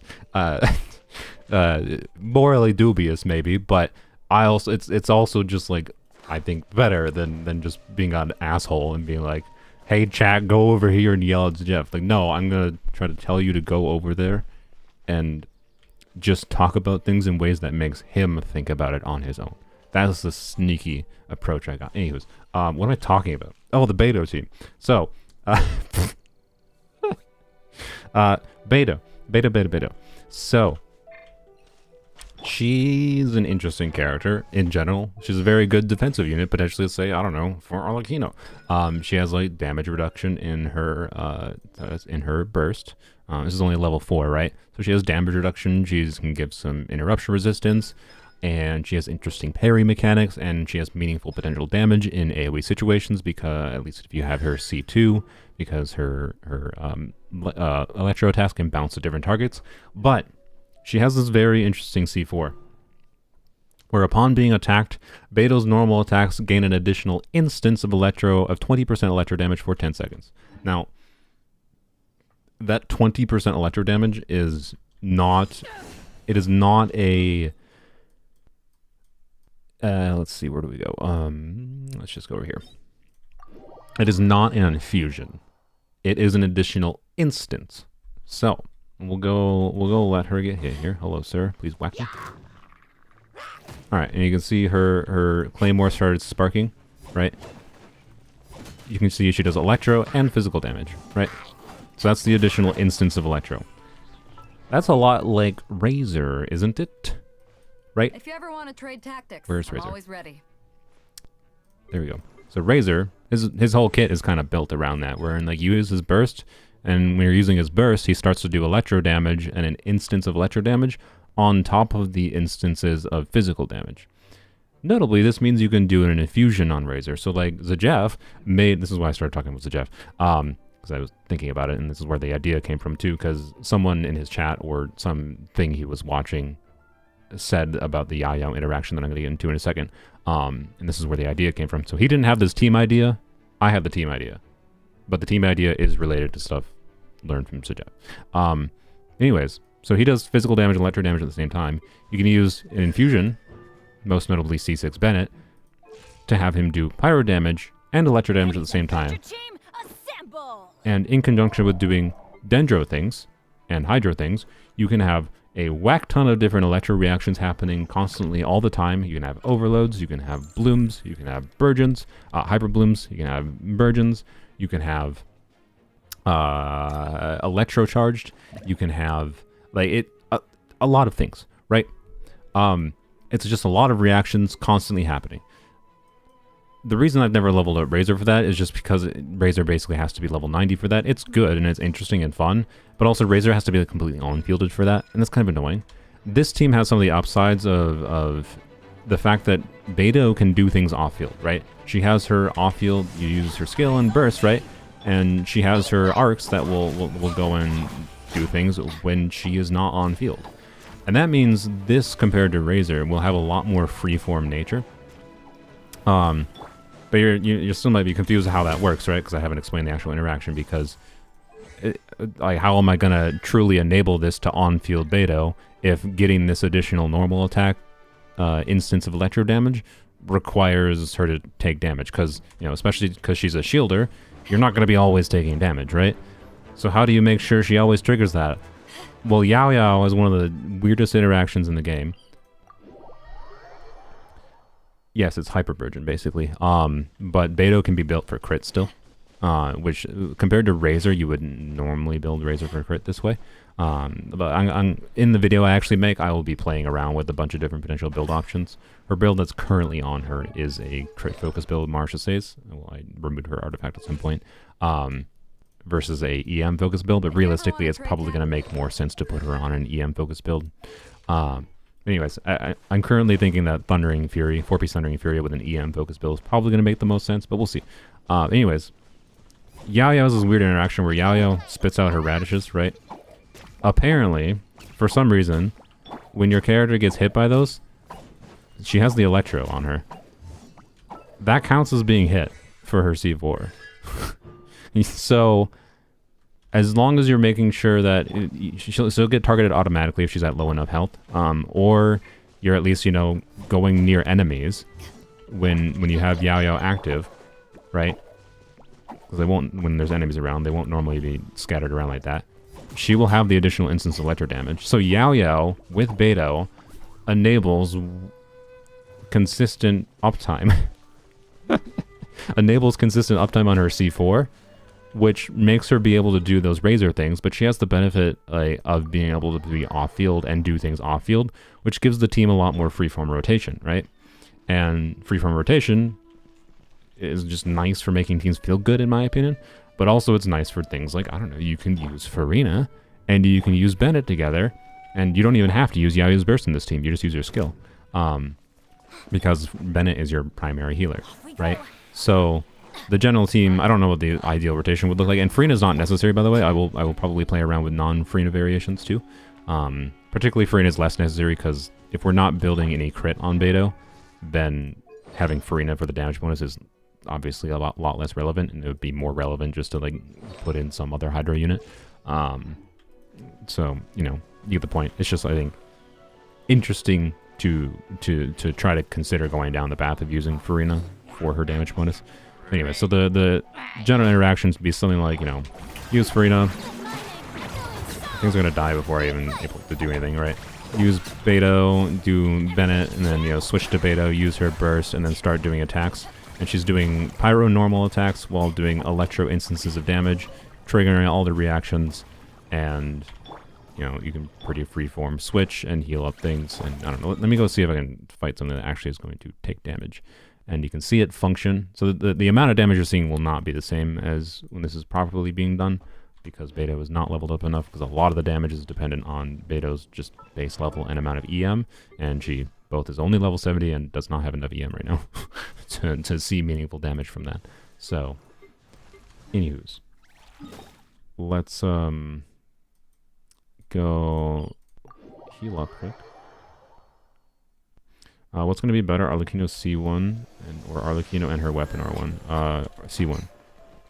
Arlecchino's weapon is I mean, to be clear, it depends a little bit. If you're not playing with Bennett, if you're resistant to the idea of playing Arlecchino with Bennett for whatever reason, I think there's plenty of legitimate reasons to be resistant to that. And you don't have good other options. Where is... there was a polearm unit. There we go. And you don't have other options like Jade Spear, Ahoma, Staff of Scarlet Sand, heck, even Skyward Spine is potentially relevant. You don't have other 5-star polearm options. Then it might make more sense to go for Arlecchino's weapon, with an asterisk of like, okay, how many wishes do you have saved up, and is the other weapon on the banner relevant for you? Because as always, like, the real way to potentially get value from weapon banners if you can get values from both of the weapons, not just pulling for one of them. Not to mention the factor of like if the 4 stars on the banner are relevant too. So like with all the asterisks that always come along with the weapon banner, there is a context where her weapon can make sense. But for most players, if you're using, a lot of players are going to use Bennett with her. Her weapon is not that much better than other weapons available. It's a fairly standard increase from other 5-star polearms. Like it's 10-ish% better for her. But it depends a little bit. It can be lower than that. It can be more than that, like depending on Bennett, depending on what exact team you're using, what exactly you're doing with the character, right? What your artifacts are that you're using on Arlecchino. All those things will make slight relative differences to how good Arlecchino's weapon is for her. It's going to be her best and most universal weapon, to be clear, in a lot of different teams, because go figure, it's a signature weapon made just for her. But it also works on it's a much worse version of Jade Spear for anyone other than her, at least right now, assuming they're not going to do any more polearm units that care about having Bond of Life like she does. It's garbage. It's worse than Jade Spear. Okay, technically it could be better than Jade Spear, and theoretically on characters that are not attack scaling, but even then Jade Spear still gives a damage percent, and it gives like it's pretty bad for anyone that's not an Arlecchino. I haven't calced it, but like I think someone in my chat just said they want her weapon for physical Toma. I'm pretty sure it's worse than Jade Spear for physical Toma by quite a lot, and it might be meaningfully worse for Toma than a deathmatch R1 is. Might. I'd have to double check on that, but like the crit value is not insignificant from deathmatch. Like it's a pretty bad weapon for any character that isn't Arlecchino, and that makes it a lot harder to recommend compared to the other polearms, which have far more interesting use cases. And for something like Virgin Arlecchino, if you're doing hybrid Arlecchino, I'm pretty certain I'm not gonna get her weapon on my main account, but I am pretty sure Staff of Scarlet Sands in like the Virgin context when you're really abusing the passive is probably better than her weapon. So like there's contexts wherein it just like doesn't really, it's just not useful enough to justify going for. Whereas her C1 provides a meaningful damage increase, and it provides a little bit of interruption resistance, which might free you up. Like if you're someone who really values the interruption resistance, it's not something I really care about. But that might be something you really care about and you might find really valuable. If I got a random C1 on my main account, to be clear, I wouldn't care. I wouldn't be like, hey, cool, more interruptions resistance, more damage. But like, if I go past C0 Arlecchino on my main account, like if I get C1 Arlecchino on my main account because of the fact that I wish for more on Arlecchino's better after getting Arlecchino, it's going to be just because the 4 stars is something I want, as always. Currently, Chevreuse and Linny are rumored to be on her banner. So, like, if I get Arlecchino with my guarantee that I have on my main account right now, and I don't have C6 Chevreuse yet, I will probably continue wishing for C6 Chevreuse. Or if I get close, I really, really would like... where's Lynette? I would really like C6 Lynette. There's some interesting and fun things you can do with C6 Lynette that I'd like to make at least one video on. So, you know... There's a good chance I might end up accidentally getting a C1 Arlecchino is my point. But I don't really care about it, personally. I will get plenty of use, and I think Arlecchino would be plenty good at C0 without her signature weapon, without her constellations. But if you are considering going for her high investment options, for most players, I would advise C1 over her weapon. But it depends on you, a little bit. Yes, R5 White Tassel is best free-to-play weapon, but R5 White Tassel definitely have those big asterisks. Like, Arlecchino really likes attack. It's a 3-star weapon, so it has way less base attack, which means Arlecchino's damage is going to be not great if you don't supplement her attack stat with Bennett, who gives a big, big flat attack buff. Like, Bennett is quite important for an R5 White Tassel Arlecchino. Is because of the much lower base attack, right? So, you know, Homa on Toma. True. Yes, exactly. Staff of Toma. What if I have no 5 stars? Would her weapon be better than C1? Like, no 5-star weapons? Then, yeah, that's what I was talking about. Like, we're like, her weapon, well, I don't know. Even then, it kind of depends because, like, for example, to be clear, this is unlikely to be the case for the vast majority of players.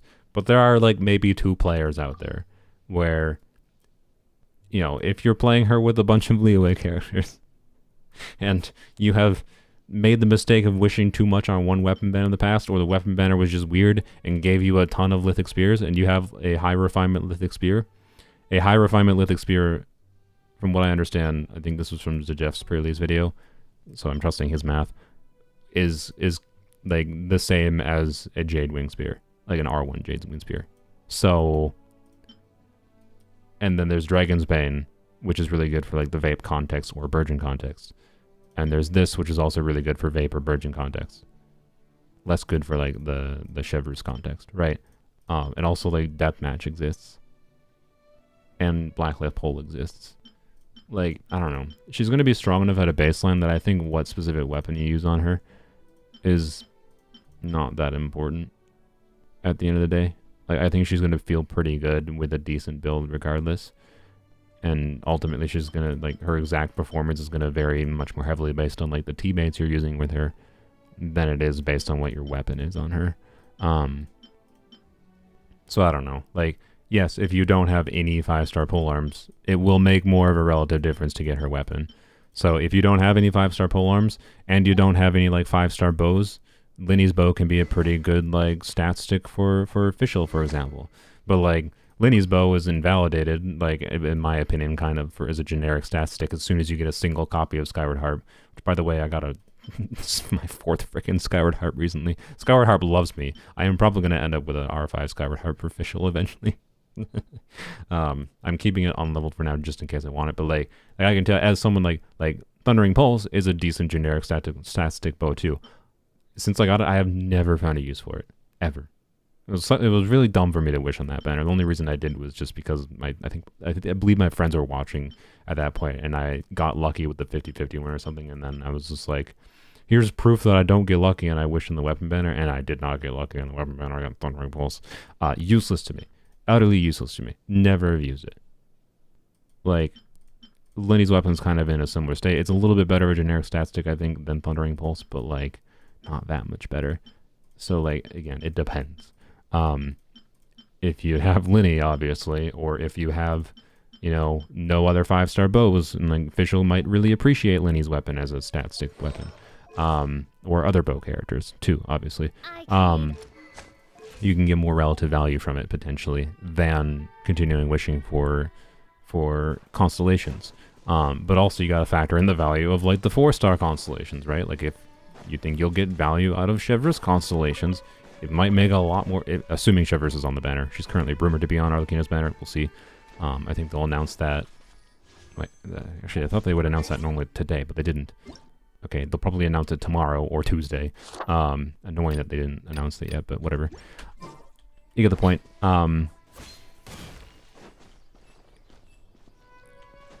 It depends. So, anywho's, this Beidou team, let me go try to demonstrate it quick with energy up. Can I... Oh, nobody has energy today. Okay. Let's give you Fav. Make this slightly less pain. Alright. We'll go to Moss and Ori. And then we'll go to Polearms only. And then I'll finally talk about my vacation. Too much Arlecchino talk. See, I knew I'd be talking about Arlecchino. How's my Eclipse vacation? You'll never know, because I'm going to ramble too much about other BS. Yeah, I'll go to the Polearm only account as soon as I finish this. I don't want to... Anyone that's like watching the VOD might end up getting annoyed that I never actually finished talking about this. So I just want to finish talking about this real quick. Or showing this. No, I don't even really have to talk about it anymore. I just want to show it actually in action. So the main thing to watch here is just the fact that a lot of reactions are happening rather than the actual damage, because again, the actual damage is going to be more dependent on actually leveling up Beidou, and this team will perform better when there's at least 2 enemies compared to 1. So there's that too. But even in a single target situation, I think it's going to be pretty good. So it's just, again, watch the general amount of things happening. Alright. Let's do this. Wait, that was bad. Okay, no. That was bad. Let's go here. Do this properly. Do I play the TCG? No, not really. Not anymore. Okay, we'll go heal up too. The racist spear. Yes, true. The racist spear. I should do more racist weapons. I hate that she uses the new weekly, so I won't actually know the full extent of her damage for a while. I mean, yeah, but most of her damage is in her normal attack talent. Like almost the entirety of it. Especially if you're not using your burst. And her skill does very little. So in week 1, every player, well, assuming you have the full, newer players that don't have the highest difficulty unlocked for the boss, won't be able to necessarily do it. But most players, I'd say most invested players in the game, will be able to get her normal attack talent to level 8 in the first week, which is close enough to her max potential that you'll be able to know how she feels, and performs to use without being triple crowned or whatever. So, anyways. Did I watch the Samsung Genshin PvP? No, I did not, because I woke up this morning and started doing a little bit of prep for the stream. Ate breakfast, got distracted replying to comments on my YouTube, my video posted today, and then started streaming. I literally spent an hour. Like, I have a couple walls of text that I didn't responding to people. Not like angry responses, just like people ask questions about specific stuff to poems only that I felt was like important to clarify the details of. So anyway, start with Furina. I think it might make sense to do something like that to start as well. Now, and then take damage.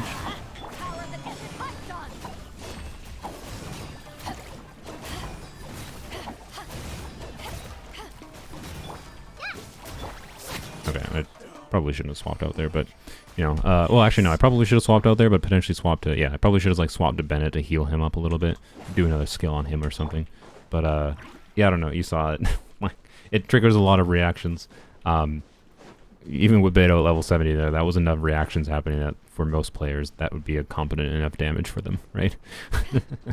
And, yeah, so I don't know, it's super fun, it's super fun, like, I don't think this the damage this team is doing right now with Beidou at level 70 is probably not enough to comfortably clear mini Abyss cycles. I don't know, honestly. It might still be weirdly functional on the right build. But again, like this is a weird crit focus build. It's probably not ideal for this team.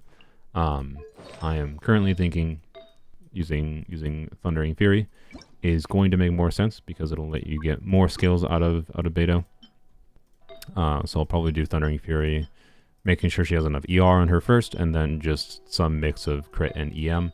I have some decent crit on some EM pieces, and then I don't know if I'll do an EM goblet or not. I might do. I have this really weird. Where is it? Oh, there it is. It's right there. I have this really weird electro damage goblet I might use on her, but theoretically an attack goblet would be meaningfully better than electro goblet. But also this has such high stat value that might be really relevant to use. And then circlet is basically going to be either a weird piece like this with EM, or crit circlet. I don't know. I don't know exactly. I think my current leaning though would be use something like this weapon instead. Like, what does her stats look like if I switch her to Thundering Fury? Couldn't tell you why Jean has those pieces on her. Okay, EM and ER. That has some crit and ER. That is just a really nice crit piece. I imagine I might need the ER. So, realistically, I'm gonna guess this piece. And then something like that. And then we'll put the... Oh wait, I don't even have to use... Interesting. I can use an attack goblet then, so I'll just leave the attack goblet on her for now. Because I think it's more interesting to try to do this weird hybrid-y playstyle. So mostly an EM focus on Thundering Fury, but EM with a bunch of crit stop stats, right? And then a good chunk of ER. I might need more ER from the goblet. Yeah, it's probably going to need more ER. But still, she has a healthy amount of crit. Good chunk of ER. Might need more. Worst case scenario, I have this, which has 3 extra ER rolls. Lose a bunch of crit damage, though, which would be unfortunate. I don't know. It's interesting. I could even potentially do a crit damage circlet, right? If I find it worthwhile. So I don't know.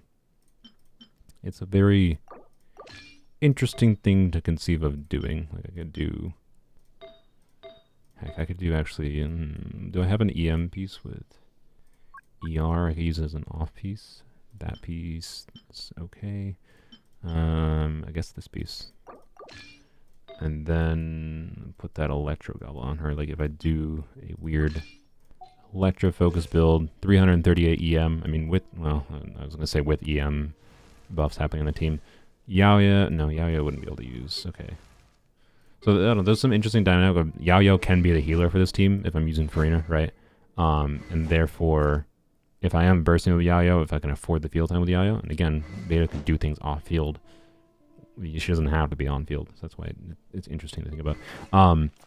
So Yao Yao could be the healer, which means I could put Bennett on the structures and still have plenty of healing for Furina. And then that is a bunch of crit. Probably not enough ER again, but I don't know. It's interesting to think about, right? That's all it comes down to. And weird to optimize around for sure, but it's very interesting. Put that on her. It was maybe 40% ER, 140% ER might be enough. Something like that. I don't know. 300 EM, 40% ER. If I have instructor's buff going, that'd be 420 EM. But again, might make more sense just to do full EM, right? Because if we just do full EM, do I even have an EM goblet? I do. Actually, no. You know what? We can try off. No, well, that doesn't have ER. This does have ER. Okay. So yeah, do some like full EM instead.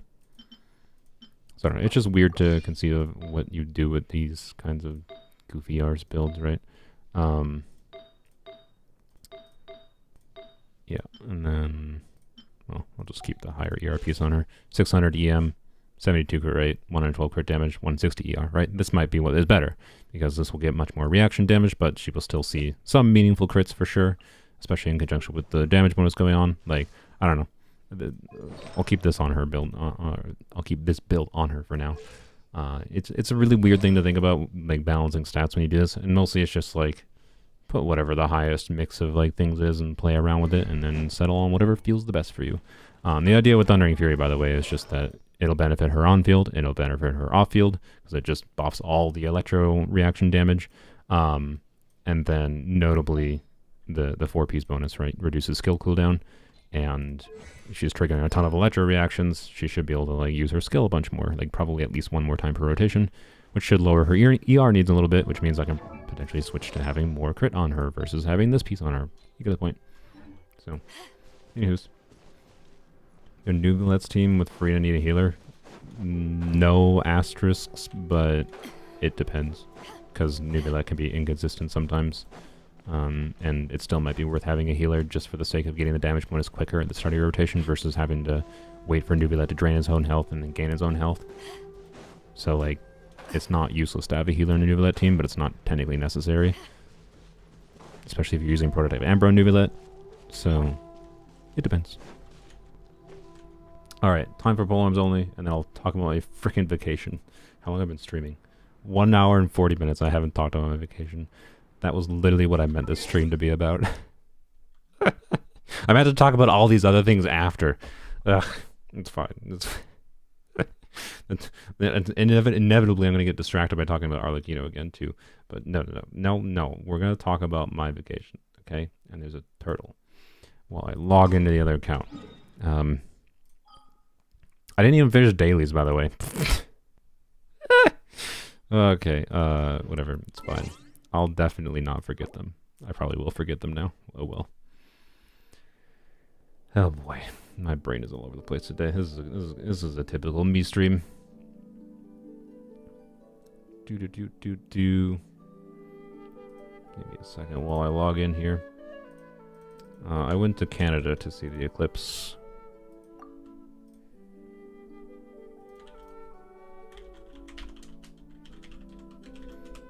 Specifically, it went a little bit south of Toronto. Okay.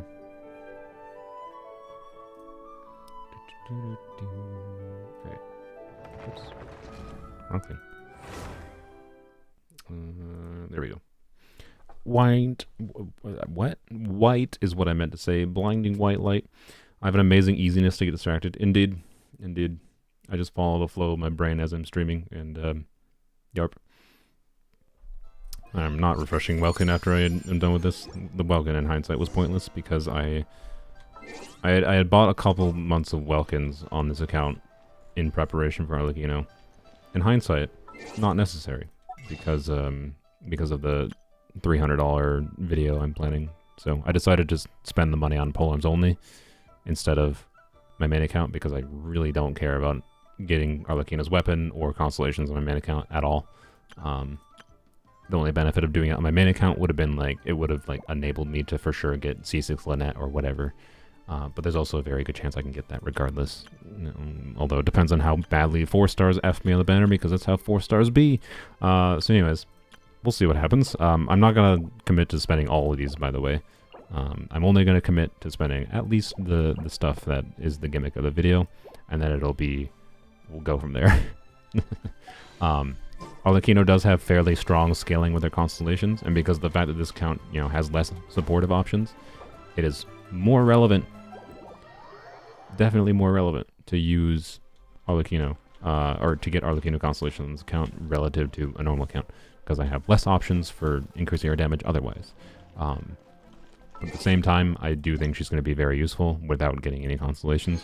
So my current inclination, because of the fact that I don't have Bennett, for example, and because of the fact that I have a lot of other polearm 5-stars that are using other 5-star weapons, even though I do have,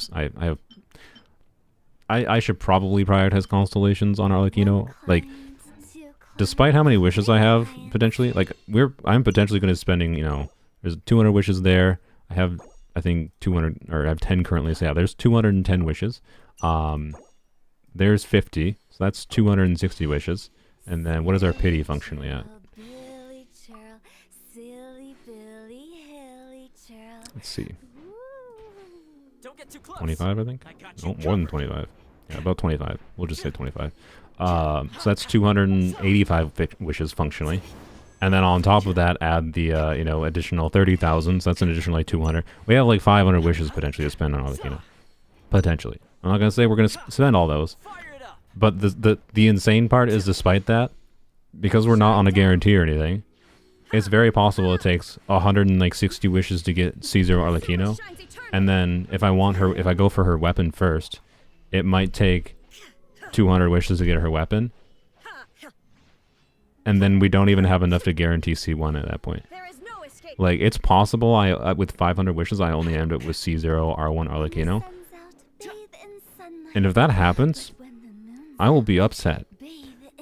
But at the very least, it will be a freaking welcome Tahsin. It will be a freaking perfect way to demonstrate how garbage value topping up on this game is. and how bad it is to gamble in this game versus just planning, right? So anyways, the weapon is not technically necessary. Neither her constellations are necessary, so it won't be the end of the world. I think I'm going to go for her weapon over her constellations first, just because it looks cool, and it will be more useful on this account because of not having Bennett, because of the fact that I need my other polearm 5-star weapon. Like, if I want to have Chevreuse on a DPS build at the same time as having Arlecchino, I can't use Staff of Homa and Chevreuse on and Hu Tao on Staff of Homa at the same time, right? I mean, am I going to be using all three of those characters on a DPS build at the same time? Not necessarily. And I still have an extra J Spear, so it would be fine. I would be fine without getting her weapon. But at the same time, it's freaking polearms only. How can I not try to get the Scythe polearm? I can't not try to get it. So, and just cross my fingers, hopefully just get it without having to spend 200 wishes. If I had to spend 200 wishes to get her weapon, it's gonna hurt. But it'll be a great anti-advertisement for wishing in this game, for gambling in this game. I should be specific. Obviously, you wish in this game because it's a gacha game. You have to wish to enjoy this game. You don't have to, but you probably have to. Anywho's, is Linny's bow good on Tignari? Yeah, it should be fine. It's not like Tignari gets a lot of damage just by the nature of how the Dendro reaction works, and doesn't care about like high attack. But it's not useless. So like yeah, it's going to be better than some other options for him for sure. It's going to be one of his best options, but how much of an improvement is it over your I don't know what's a good 4-star bow for him? I don't even know.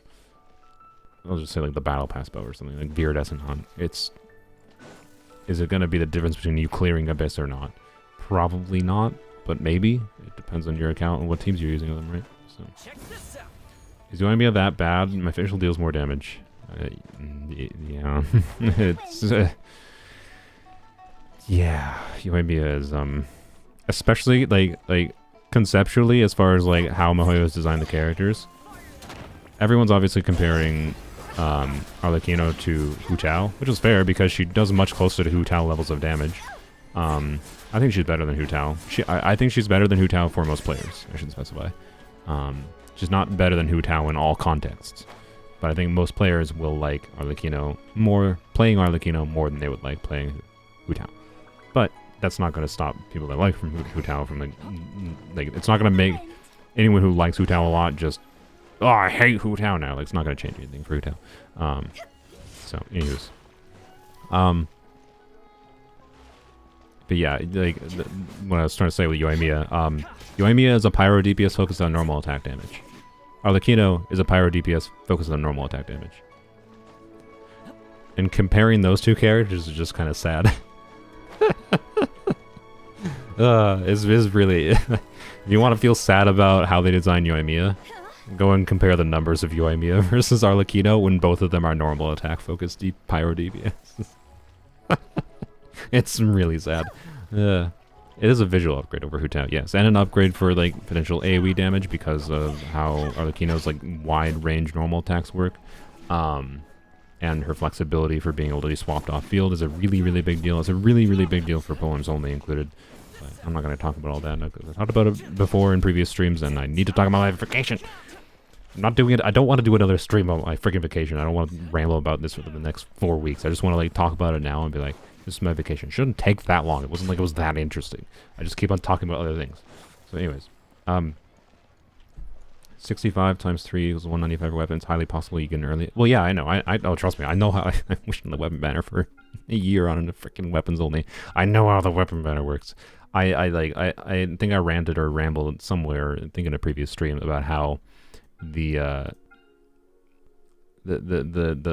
probabilities of the weapon banner makes it such that it's about as difficult to get an individual weapon as it is a character. There's just more RNG in the weapon banner, right? It's unlikely for me to take 200 wishes to get Arlecchino's weapon on this account. But it might. It might. And if it does, at least the upside will be that it's a successful don't gamble advertisement. Or maybe it is, because the problem with like doing that is like sometimes there's some people that like me doing that will make people like, oh wow, so Luna got so unlucky that clearly I'll get luckier than him. Like people will have stupid roundabout logic when it like that when it comes to gambling. Ah, someone tried to shoot me. I should switch to Chevreuse as well. So, anywho's, will Yunjin be good for Arlecchino? I mean, on a normal account, it's probably not that relevant. On poems only, it will be. Like she, the thing with Yunjin, like Yunjin is relevant for Yoimiya because Yoimiya has not great normal attack damage. So like the flat buff that Yunjin gives is like a doubling of Yoimiya's normal attack damage, and Yoimiya always hits one character, one enemy at a time. Arlecchino will have a problem. Like Arlecchino in the current Abyss cycle, for example, with the Spectres, with Yunjin, if she hits like 6 Spectres at once with a normal attack, that means she'll do like 1, 2, 3, 4. On her 5th normal attack, she would run out of Yunjin's buff. And then on top of that, because Arlecchino's like base normal attack damage is so much higher, like Yunjin's flat buff is the same for, like, it's the same increase to, like, as a total damage increase, not like percentage, but like total amount of damage increase for Arlecchino as it would be for Yoimiya, right? So if Yunjin is causing me to you to do, I'm just gonna throw like 10,000 damage out there, right? If your Yunjin build is causing you to do 10,000 more normal attack damage, which the exact amount will vary a little bit depending on like how much damage bonus you have, and Arlecchino has a passive that gives her more damage bonus inherently, and if you have a Pyro Goblet, that like, right? So like, but let's just say 10,000 more normal attack damage. 10,000 more normal attack damage for Yoimiya is potentially like doubling her damage. 10,000 more normal, because Yoimiya kind of starts at a baseline of doing about 10,000 damage per normal attack on like an invested build. And it depends if you're reacting, obviously, too, blah, blah, blah, blah. But 10,000 damage, Yoimiya at a baseline, an additional 10,000 on it from Yunjin is a doubling of Yoimiya's damage, right? So double the damage, that's a 100% increase. That's pretty valuable. For Arlecchino, she's going to be dealing more in the neighborhood of like 40,000 damage at a baseline, and Yunjin would add about 10,000 on top of that, which is, per normal attack, a 20% increase. So, in one context, Yunjin gives 100% increase to Yoimiya's damage. And then Arlecchino, because Arlecchino has so much more of a baseline damage, she's only like a 20% increase. It's not nothing. So if you have a built Yunjin, like I do on poems only, and you know you want to use your other supportive characters elsewhere, you don't have Bennett built, or you don't want to use Bennett for whatever reason, because like Yunjin would let you not deal with circle impact, for example. But Yunjin has her own energy issues, which are really awkward, and you know, Mahoya really screwed Yunjin and her energy issues. It makes her really annoying to build and use. And then you don't have Chevreuse, don't want to build Chevreuse. Although, if Chevreuse is on her banner and you build Chevreuse, Chevreuse is literally functional at level, like, as soon as you unlock her both of her passives. She doesn't need like anything. You can literally slap like the new event weapon on her, which since it was the previous or this patch's event, right? Most players should have this weapon, hopefully.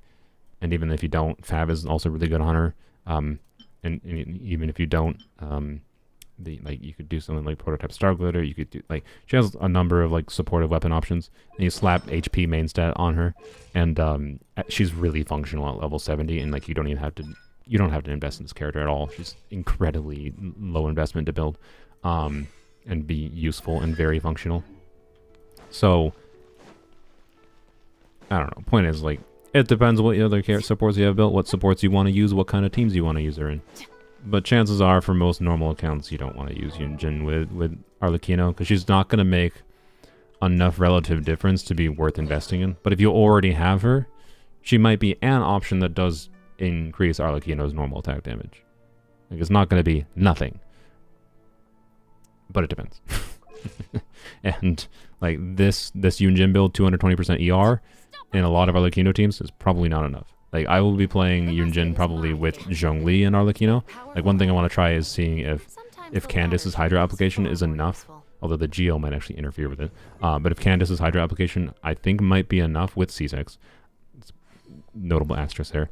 Candace's application with C6 might be enough to enable Arlecchino to consistently vape. So on polearms only here, I might try Yunjin, Zhongli, Candace, and yeah.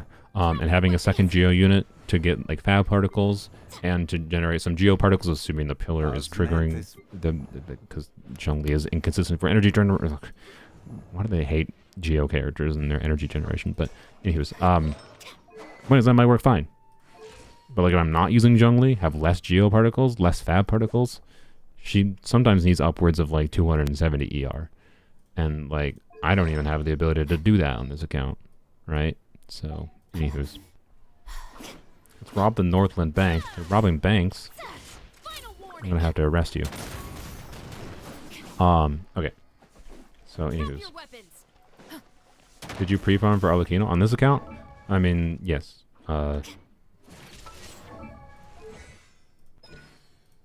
Yes. So, I'm not even going to be able to use these for a while, but the reason I decided to farm enough to triple crown her is because I'm quite confident I'm going to triple crown her, and I wanted to just be able to farm. Her artifacts are going to be more relevant on polearms only. So I don't actually have glad because of the fact that I'm limited by the number of characters, right? There's only a finite amount of polearm characters, which means I haven't leveled up, I haven't farmed that many bosses. I really don't have that many gladiators pieces. And notably, like, I have no good attack percent time pieces. This feather is okay. No flowers. I have no onset goblet. And then I have, like, a couple good circlet options. Like, I really don't have good gladiator options for her. I do have 4-piece crimson options for her, which might be quite functional, actually. And I do have plenty of 2-piece combo options for her. So Arlecchino's going to be plenty functional without having to farm her artifacts, to be clear. But the point is, because I don't have gladiators, and because of the fact that min-maxing that those percentages of difference on an account where I only have polearms available to me might be the difference between a character feeling a lot better or not, or clearing the abyss in, you know, on the 7-minute mark, on the 3-minute mark to clear the clear the chamber, or clearing it in 3 minutes and 5 seconds. I'm gonna farm her artifacts, and I'm probably gonna be farming her artifacts for months. So, yeah, that pre-farming I haven't done because that artifact doesn't exist yet. But funnily enough, I have been farming on the days I couldn't farm like the talent materials. I've been farming Echoes of an Offering because I have this ridiculous onset goblet. This is one of the artifacts I got a long time ago on the account from an abyss drop. I never farmed the domain. I just got it from an abyss drop. You know, good 40 CD pyro goblet. So I've been farming, yeah, this set. I have a really good feather. I have a really good flower. And I have a really good, well, sorry, not a really good. I have an okay crit damage piece, which means her crit ratio is going to be a little bit low with 4-piece Echoes of an Offering. I don't even think Echoes of an Offering is going to be that good on her. And I do not recommend farming Echoes of an Offering for her. I just did it because I could also use the, I'm also interested in trying to actually get a real Vermilion build for Xiao. It's not going to be very, it'll be okay on him, but it's not going to make me actually want to use Xiao. It's not going to be good enough, right? Because Xiao has other problems that aren't artifact related on this account. So, you know, it was just something to farm that is technically useful, because at the very least having more options for 2-piece combos for Arlecchino would be good in the interim. That's why I did it. And now I got a healthy amount of 2-piece options. This is my point. I also got this timepiece literally yesterday, by the way. Annoyingly, the last roll went into defense, which may be a little bit salty because it's basically useless. I don't think I'm ever going to use it, but I'm also never going to throw it away. I have a smattering of 30 CV EM timepieces on this account. But yeah, I don't know. I don't know when I would use it, because I have this, and like well, I guess it's better than that because it has the attack percent roll for certain contexts. But like I also need most of the time when I'm using the EM time because I need more ER than this. So like Raiden is using this piece for a reason versus this piece. So I don't know. Anywho's.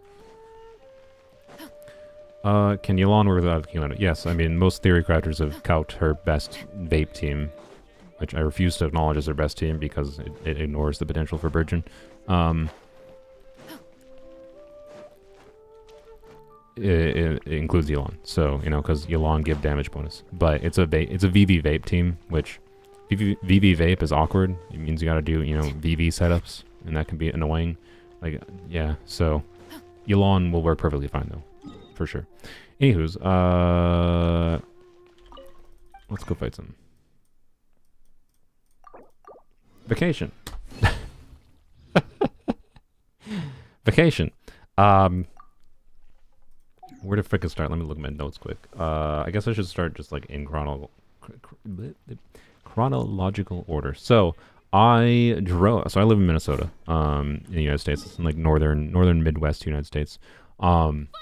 Northern Midwest doesn't make sense, but for some reason, the area in the someone just shot me. The area in like the northern middle section of the United States, in the continental United States, is called Northwest. Even though it's like it's technically west of the East Coast, but it's not very west. it's more just north. Less than wet, whatever. So yeah, the northwest area of the United States. I drove about, with another friend of mine that lives in Minnesota, I drove about 13 hours. With breaks, it was more like, you know, 15 hours. No, it was more like 14 hours, maybe a little bit more. To Toronto, because I have two close friends that I've known for years. Talk to them multiple times a week, every week. They're the ones I play. If you follow my streams, I play D&D weekly on Sundays. They're included in the D&D group. They're actually the main people that actually DM the sessions. What am I doing? And let's claim expedition rewards quick. Wait, I can't because we're in co-op. All right, we're gonna go. We're gonna here. And anyway, so that was a long drive, right? The drive was kind of whatever. It was fine. It was mostly just freeway driving. If you haven't driven a lot before, driving to me. I don't really care about driving. It is just getting point A to point B to B. The reason we drove instead of flying is because flying from Minnesota to Canada, particularly that area at least, tickets for flights were slightly more expensive than the cost of gas would be to drive, and always included, like, there was no flights that were direct flights, so there were always layovers, and all of the layovers were flights, like, no matter when we checked, were basically flights that at shortest was like 10 hours of flying. When you factor in like the time of like getting to the airport or whatever, and then the fact that, you know, you have the flight time, and then waiting at another airport, and then another flight time, and all this shit that is involved in mess of like flying on a plane, like, it didn't make any freaking sense to fly versus spending a day driving. So we drove. is all it came down to, and the drive was fine. That's all it came down to. One of them can use their I can do like chilling or something. Wait, no, wrong character. Didn't mean to do that. There you go. Everyone's just riding. I meant to let one of them use Chevreuse. I didn't mean to do that. I can switch Toma to. I guess I can do this. We definitely should do a Chevreuse team though. It's both powerful and threatening. Sometimes the latter trait is far more do Chevreuse kill him? The drive was fine. Chicago though, this is the first time I drove through Chicago. Okay, apparently I will do Chevreuse. No, just ready, please. It'll be fine. This is the co-op experience.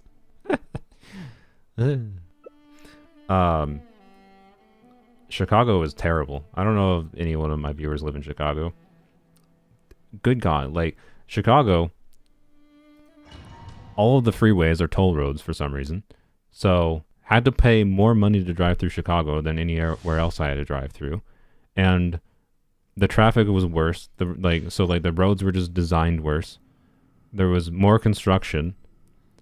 and like constant I hit some giant ass potholes that I didn't notice as I was like stuck in annoying traffic at times that like didn't make much sense for there to be a lot of traffic even for when we were driving. And like what the frick? How do you charge more for your roads? I'm ranting about this because Chicago. How do you charge more for your roads and have everything be worse? Is kind of impressive. I never used my last E. So yeah, good job, Chicago. You are now on the list of places I never want to live. I'm down to like actually visit Chicago, the city proper. I've heard good things, enjoyable things about the Chicago area, but also bad things about the Chicago area because it is a big city, and it has a lot of history of things. Like many cities, but I'm sure it would still be interesting to actually visit the downtown area. And yeah, anywho's, that was basically the drive. The only other thing to say with the drive, when we got to the border going into Canada, so it went through like it was northern Michigan, not in the North Peninsula of Michigan, but like northern Michigan going into towards the Toronto area, which what is the province? I think it's Quebec. Is it Quebec? I don't know. Doesn't matter. The Toronto province. Basically on the border crossing, they're like, hey, okay, what are you here for? And like, hey, we're visiting friends and we're gonna see the eclipse. How long are you gonna be here for? And then my friend was the one driving when we were crossing the border, and he's like, about a week. And I was like, I kind of was like, you probably just should have said a week, because the border crossing people tend to not like. Is this too loud, by the way? This is quite loud, but let me know if I need to lower the volume.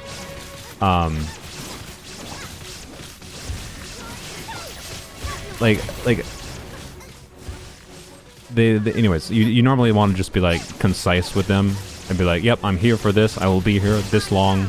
No, I don't have anything to declare. Everything in my car is coming back with me. What do you do for work? I do this.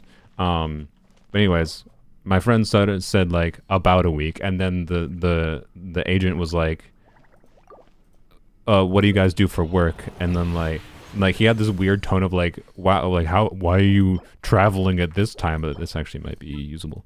A attack percent goblet, I'll have to test. An attack percent goblet might be better for Arlecchino on this account than, particularly with her weapon, than a pyro goblet. So that'll be interesting to check. But anywho's,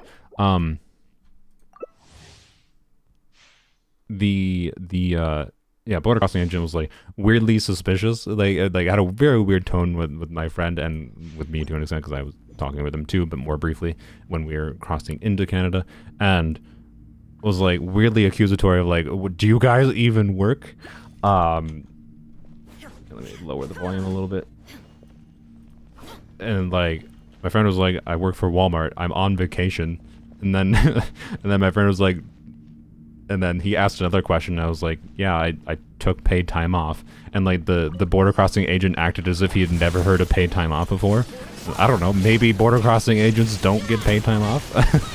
Like, he seemed very confused about the fact that we could possibly have time off. I don't know, it was very funny.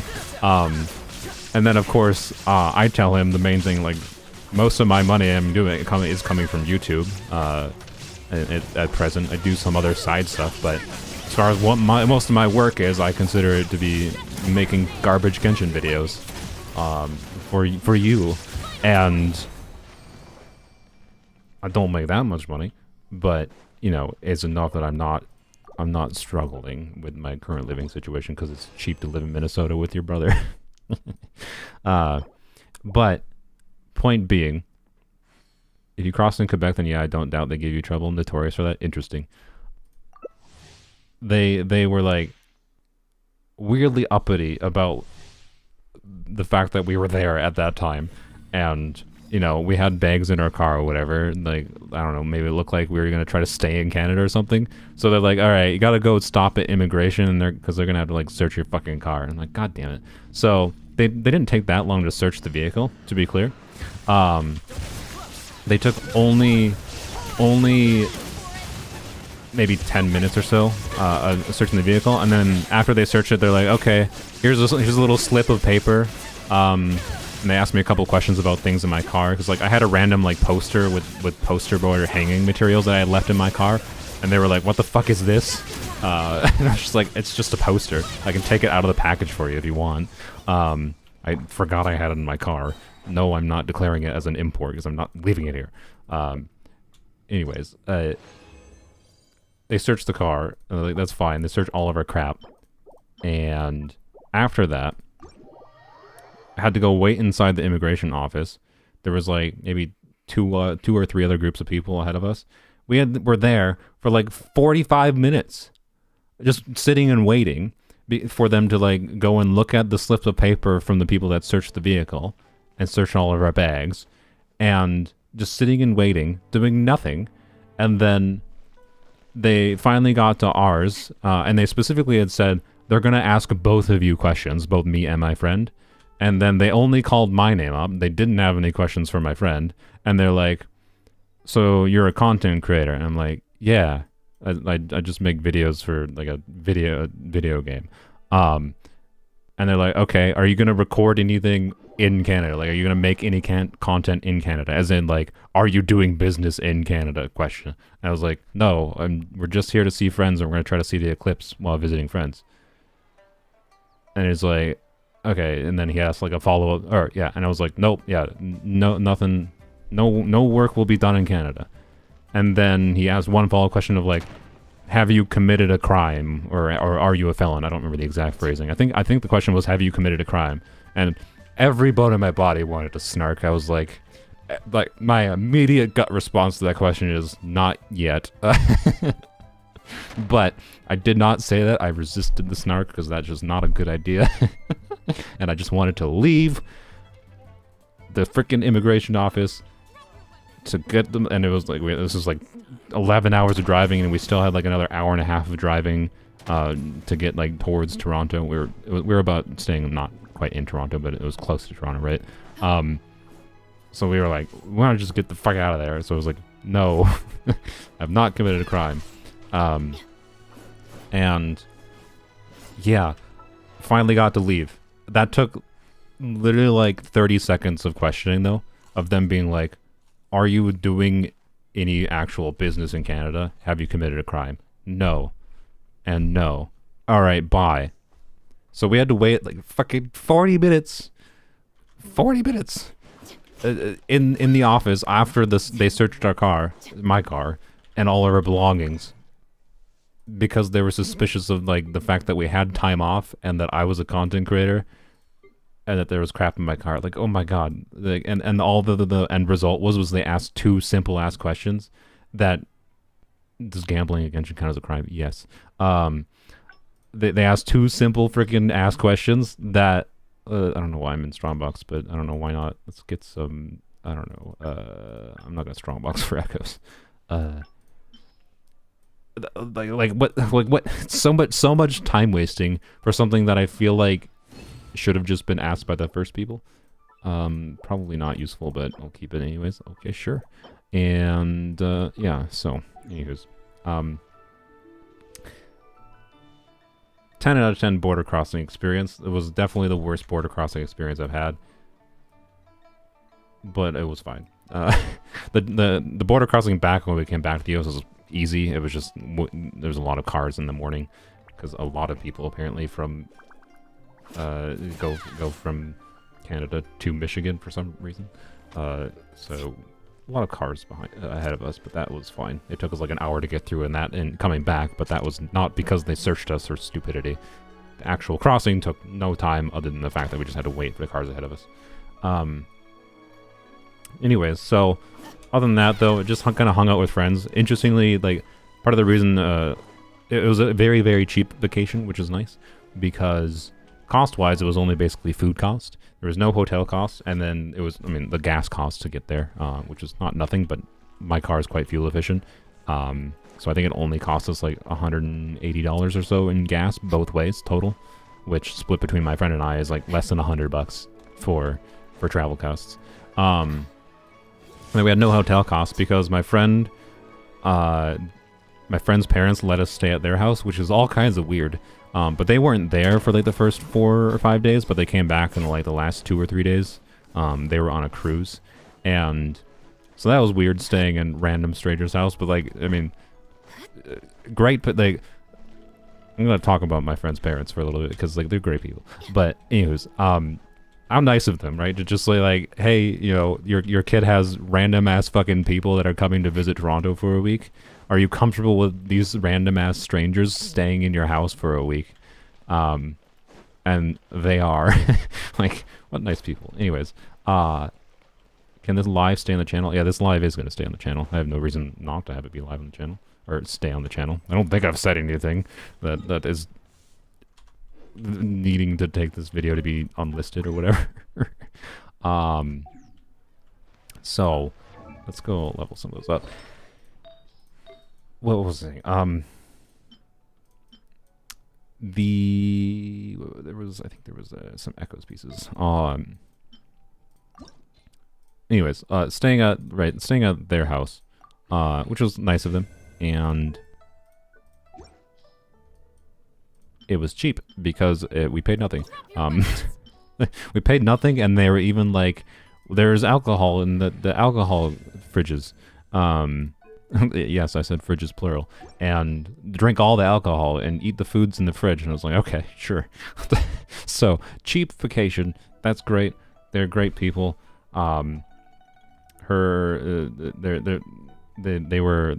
from Ireland. They immigrated to Canada from Ireland. So they had pretty strong Irish accents, but some of the most interesting people I've ever met, I would say. And yeah, then I think that's all I'll say about them, honestly. I don't want to give too much personal info about these people. Don't need to get that into details. So yeah, as far as the actual Eclipse goes, you know, I said this was going to be a short. This has not been short. I've been explaining things too much. Was there? I thought there was like a timepiece or something. No, maybe there wasn't. Oh, there was a goblet. It was a goblet. Yeah, yeah. Okay. Let's do. I don't need to put the other one in. No. Well.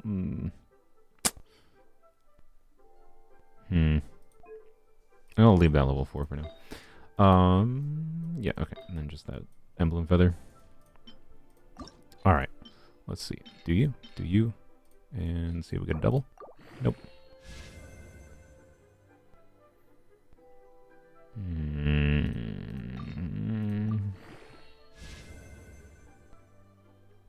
What do I do with this? Is this better than my existing riding piece? I don't think it is. Yeah, it doesn't have ER. It does have Fury though.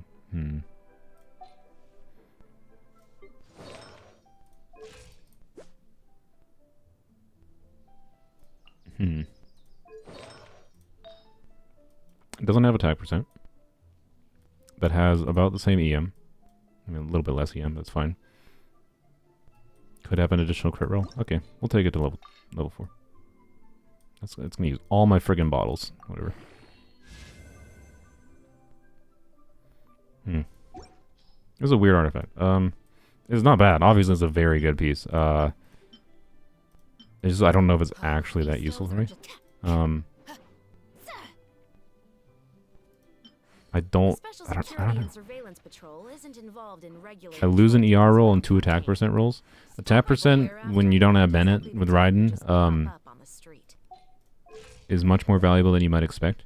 So, like, gaining 2 crit rate rolls and losing an ER roll, but losing 2 attack percent rolls as well, and losing a little bit of EM even, is not that much of an upgrade for Raiden. So, like, who else is it useful for? We're like, I guess Xiangling, but like Xiangling really wants the crit rate from this piece, and doesn't actually trigger reactions that much on this account. So, like, who the frick do I use this on, basically? I don't know. I think that was, honestly, I think I kind of just wasted XP there that I could have potentially used for other pieces, for Arlecchino, but oh well, it's fine. Anywho's, imagine the Border Patrol saw this live. I mean, welcome, Border Patrol. I definitely committed no crimes in Canada, I think. Did I? No, I don't. I didn't do it. No, I don't think I did. I didn't drive while drunk. I I saw the eclipse. Yeah, so I'm pretty sure I didn't commit any crimes. It's both Anyways, powerful and threatening. Sometimes the latter trait is far more useful. so yeah, moving on. What was I even saying? Yeah, my friends' parents, very nice people. They're from Ireland, great people, very fun. Her dad got me very drunk, like much more drunk than I've ever been before. A different tier of drunk. I don't even know if I've been like that. Was drunk enough in a distinct enough way that it was like I will qualify that as really drunk, as like actually drunk, and then what I've experienced as feeling drunk before was more just like being really tipsy kind of situation. Like neither times would have been healthy to drive kind of thing, and neither times would I, but I'm just using it as like a metric.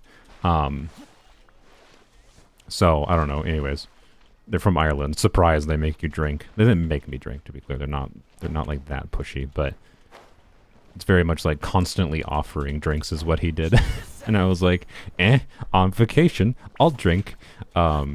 So had a lot more alcohol than I normally have. Anywho's, that was interesting. I get why. I like until last year I didn't drink at all, any alcohol. I have friends who are great influence on it. No, they just they use alcohol in the relatively normal ways that people use alcohol. Social environments make sense of drinks, makes people more relaxed, and makes more interesting experiences. Blah blah blah. Potentially more interesting. Not that you can't have valuable experiences without drinking alcohol.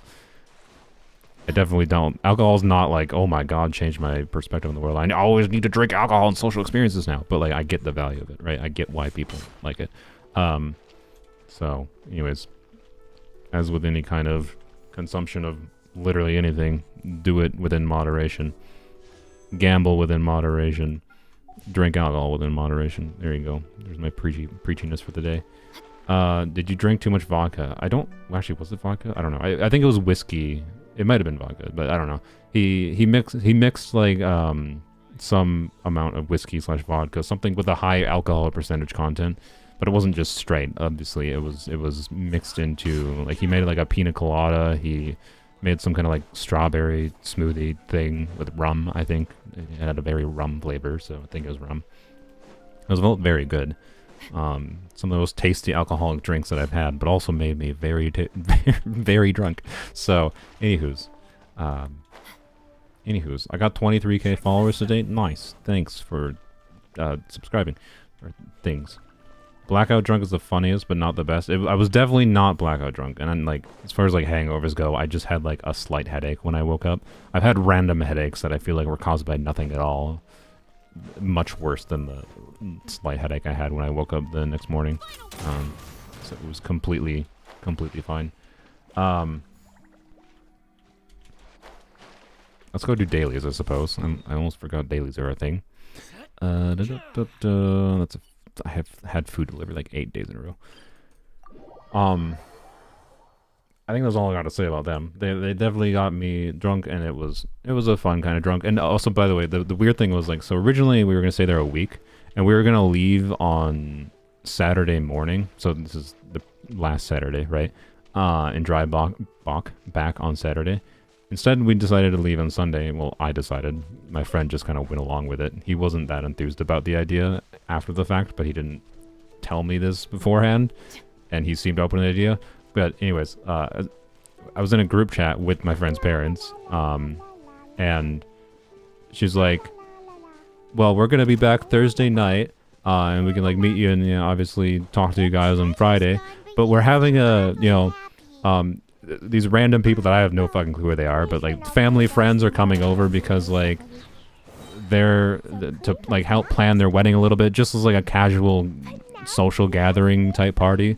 So like my friend's brother, his wife, and then these random ass fucking people that were, friends of the family in some form were gonna come over, and then hear us two random fucking strangers that that we'd never like talked to her parents before in person the day before the party, and never met the two people that were coming here for like their wedding planning thing and just to like hang out with people they knew. And then my friend's my friend's brother and his wife complete strangers. And hey, do you want to stay for the party on Saturday?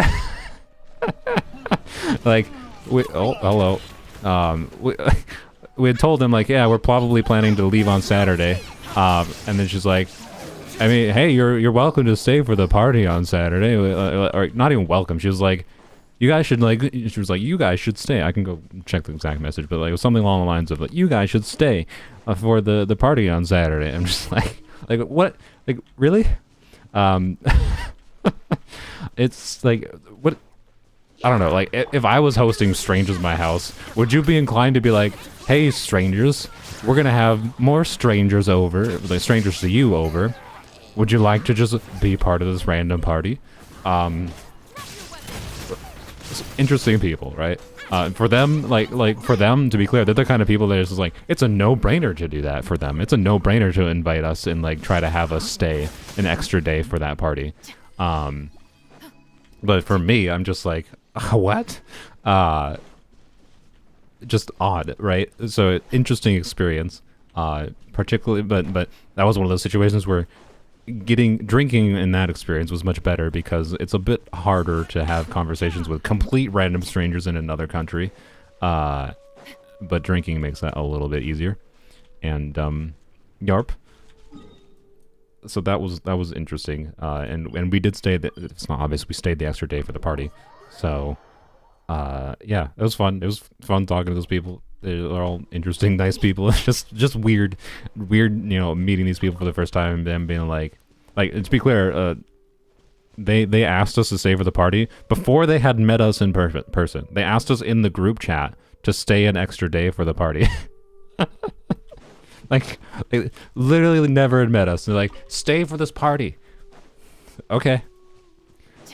A wild content creator. Let's make them stay there. Yeah, exactly. Canadian behavior? Maybe. I don't know. I think it also gave me vibes of just like Irish people behavior too. But probably a mix of both, to be clear. So Canadians on the coast are super friendly. I don't think it was on the coast. I mean, I guess you could qualify on near the coast of the Great Lakes, but anywho's. Is Quebec the one on the coast? That might be why I might have gotten it mixed up. It was near Toronto, which is not near the coast. It's near the coast of Great Lakes. Oh, I have to kill these. Shine down. Now you shall perish. The biggest waste of a right. Really? Didn't even kill them. I didn't kill any of them. They got separated. So, anywho's, yeah, they probably would have given the shirt off their backs for sure. Very kind people, just very interesting. It's like, it would never even popped in my mind. Like, I would definitely consider, letting strangers stay, assuming, someone I trusted invited them over, not just random strangers, to be clear. But then before even meeting said strangers, inviting them, trying to have them stay an extra day for a party is an extension of that is very foreign to me, but it's very interesting. It's a valuable experience on a social level, is all I can really say. So, anywho's. I'll talk about the Eclipse last, because I've only really got 2 more things to talk about with regards to my vacation. It wasn't that interesting. It was mostly just a lot of hanging out with friends. Got to meet their cats. Their cats are... They have 2 cats. One is a new kitten. She's only like 6 months old or something. I think a little bit older than that. But a young cat. Typical energetic cat behavior. Relatively typical hyper cat. Their other cat, though, the laziest cat in the world. Like, he cares about like cat toys, but he'll like come up to the cat toy I was playing with Clover, the kitten, and Finnegan would come up to the cat toy, plop down on the rug near me, and then like stare at the toy, and then I'm like, okay, I'm gonna whip the toy at his face, right? And he would like slowly at like half a mile an hour like swipe out his paw toward like not like lazy cat, but like moving his arms fast, swiping at the toy. No, he plops down, stares at the toy, and then very lazily like has his claws extracted, whatever, that might be the right word, I don't know. And very slowly like just tries to like reach for it. Like, not even trying, dude. Like, the laziest cat as far as how he plays is hilarious. It's like, I want the toy. I'm gonna look at it, and I'm gonna slowly reach for it, and I'm just gonna, like, put my claws in it and not let go. That's how that cat played. Very funny. Laziest cat that I've ever seen. Anywho's, we went to Toronto proper one day. Toronto is... I haven't gone to that many cities. I'm not that well-traveled a person. Toronto was a terrible city to walk around and just do things in. So, like, we went to Toronto. We didn't have much of a plan. The plan was, like... Because my friend is Irish. She has Irish parents. She's Irish. Her idea of going to a city and hanging out is going to bars. So, and I was like, it's fine. We're just here to hang out with you, you know. But we made slightly more plans than that. So the plan was, like, get to Toronto. We took a train into Toronto from where we were staying, which is about an hour away from Toronto. And took a train to Toronto, and that was a whole annoying thing, too, with parking for the train. But don't need to talk about that. Took a train to Toronto, and get there. We were going to go to the museum. There's a museum called the ROM. I forgot what ROM stand for, but it's ROM. Some RO museum. And after that, after we get there, we took a subway that was like a 5-minute subway towards the museum, because it would have been like a 30-minute walk otherwise. And then we end up walking around for like 25 minutes because people would be hungry. We were going to stop at a bar just to like have a quick drink and a quick bite to eat something.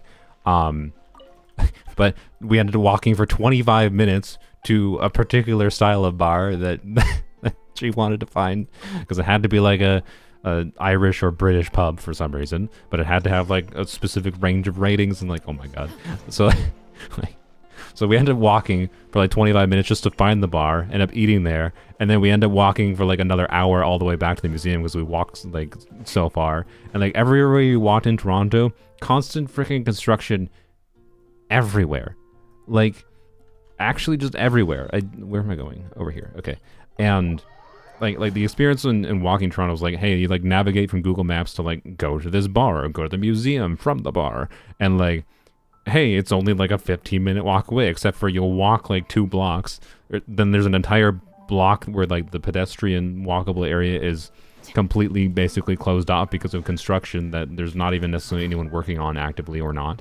And okay, so you walk to the, like, you go to the right then to try to like walk around, which means you're functionally, you know, to walk 1 block forward, you have to walk right a block, then walk a block forward, then walk left a block. So you're going like 3 times farther just for that 1 block, which is a lot of extra time for the same distance traveled. But then, oops, you walked 1 block right, 1 block forward, and then you wanted to go left.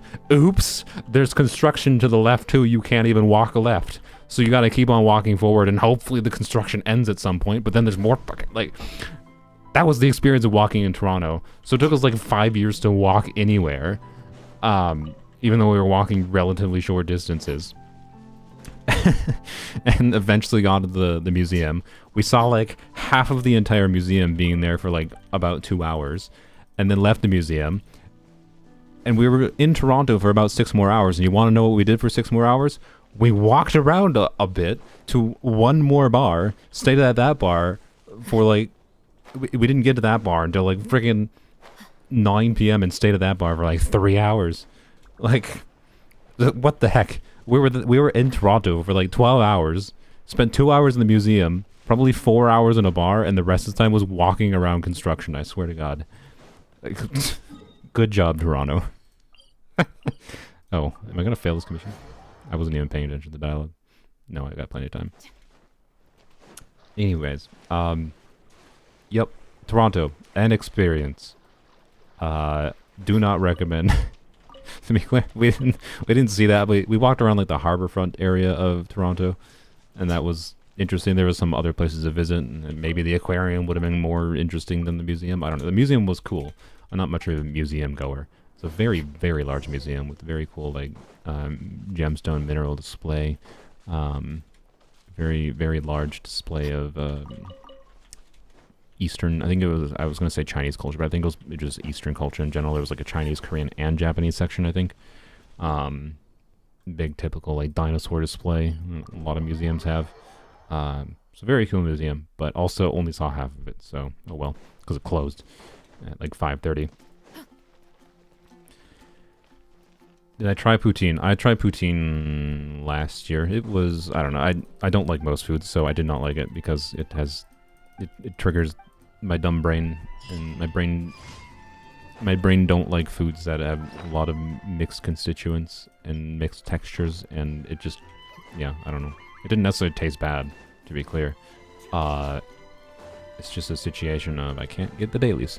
Just a situation of my brain will gag from the stupidest of things when I'm eating food, and I literally can't help it. I mean, I could probably help it by like forcing myself to potentially eat these things regularly and maybe get over it, but like it's just like I don't like food, and I don't have that much of a desire to actually fix this problem because it's not, I don't know.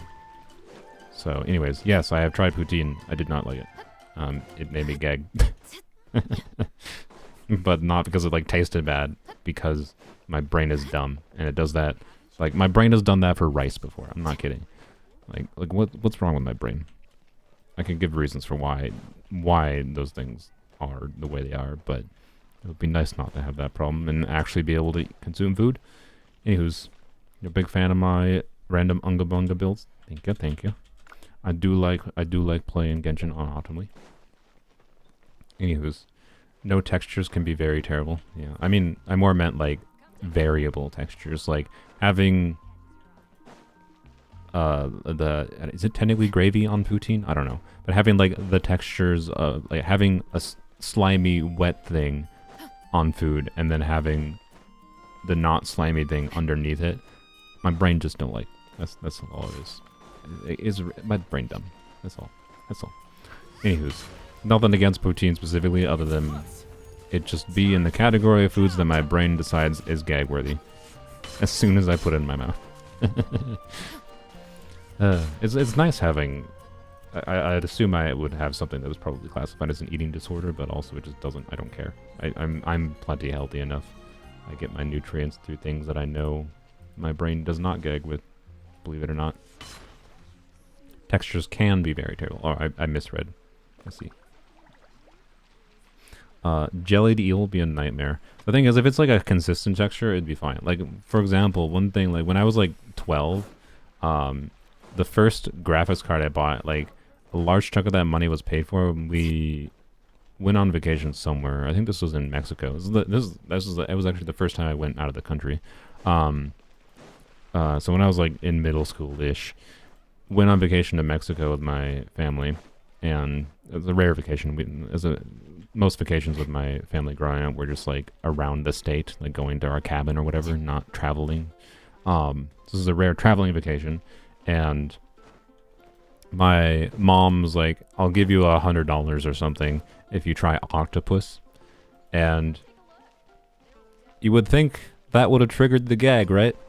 Nope. My brain was like, this isn't very good. It tastes like basically nothing. It just tastes like weird chewy meat.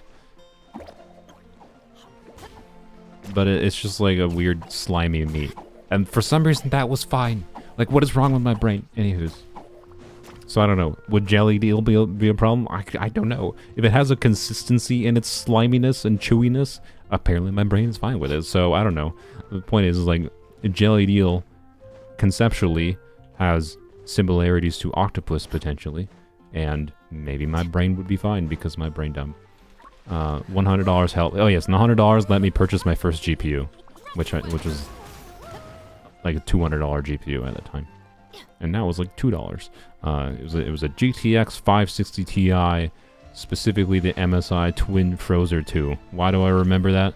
Because it was at that time where I started to get very into technology in my life, and so I remember the product that I bought that has, it's not like that product specifically changed my perspective, but it was the product I bought that has a side effect of one of my main hobbies in my life, basically. So, anywho's, money as a kid is nice, because $200 as a kid is a pretty big purchase. $200 to many people is a pretty big purchase. Now I'd say it's just not, like, $200 is not an insignificant purchase, to be clear, for me. I don't just spend $200 willy-nilly, believe it or not. I don't actually want to constantly spend $200 in Genshin, despite what some of my videos might imply. But as a kid, it feels like a lot of money, so that was worth it. Anywho's, come with us, please. Where is this?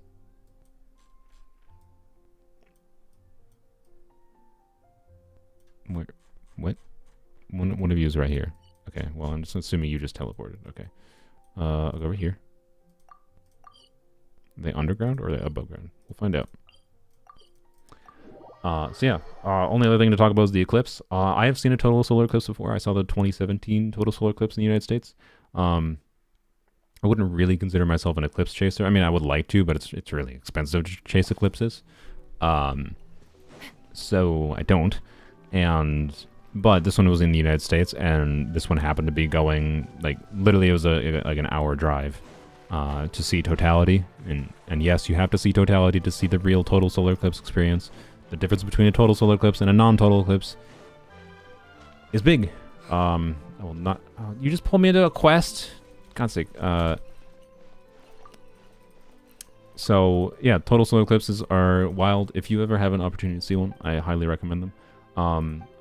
This time around, I was able to take a whole lot of photos, which is very cool. I still have to edit a bunch, and I just saw my viewership drop like 10 viewers as soon as this happened. What did you do? This is why I don't do co-op, because I bring people into co-op and then they somehow cause me to lose my viewership because they bring me into quests. Anyways, I don't know where they are. They're gone. They're gone.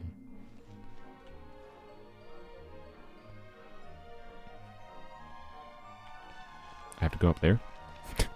I know. It's good. I'm just trolling. So,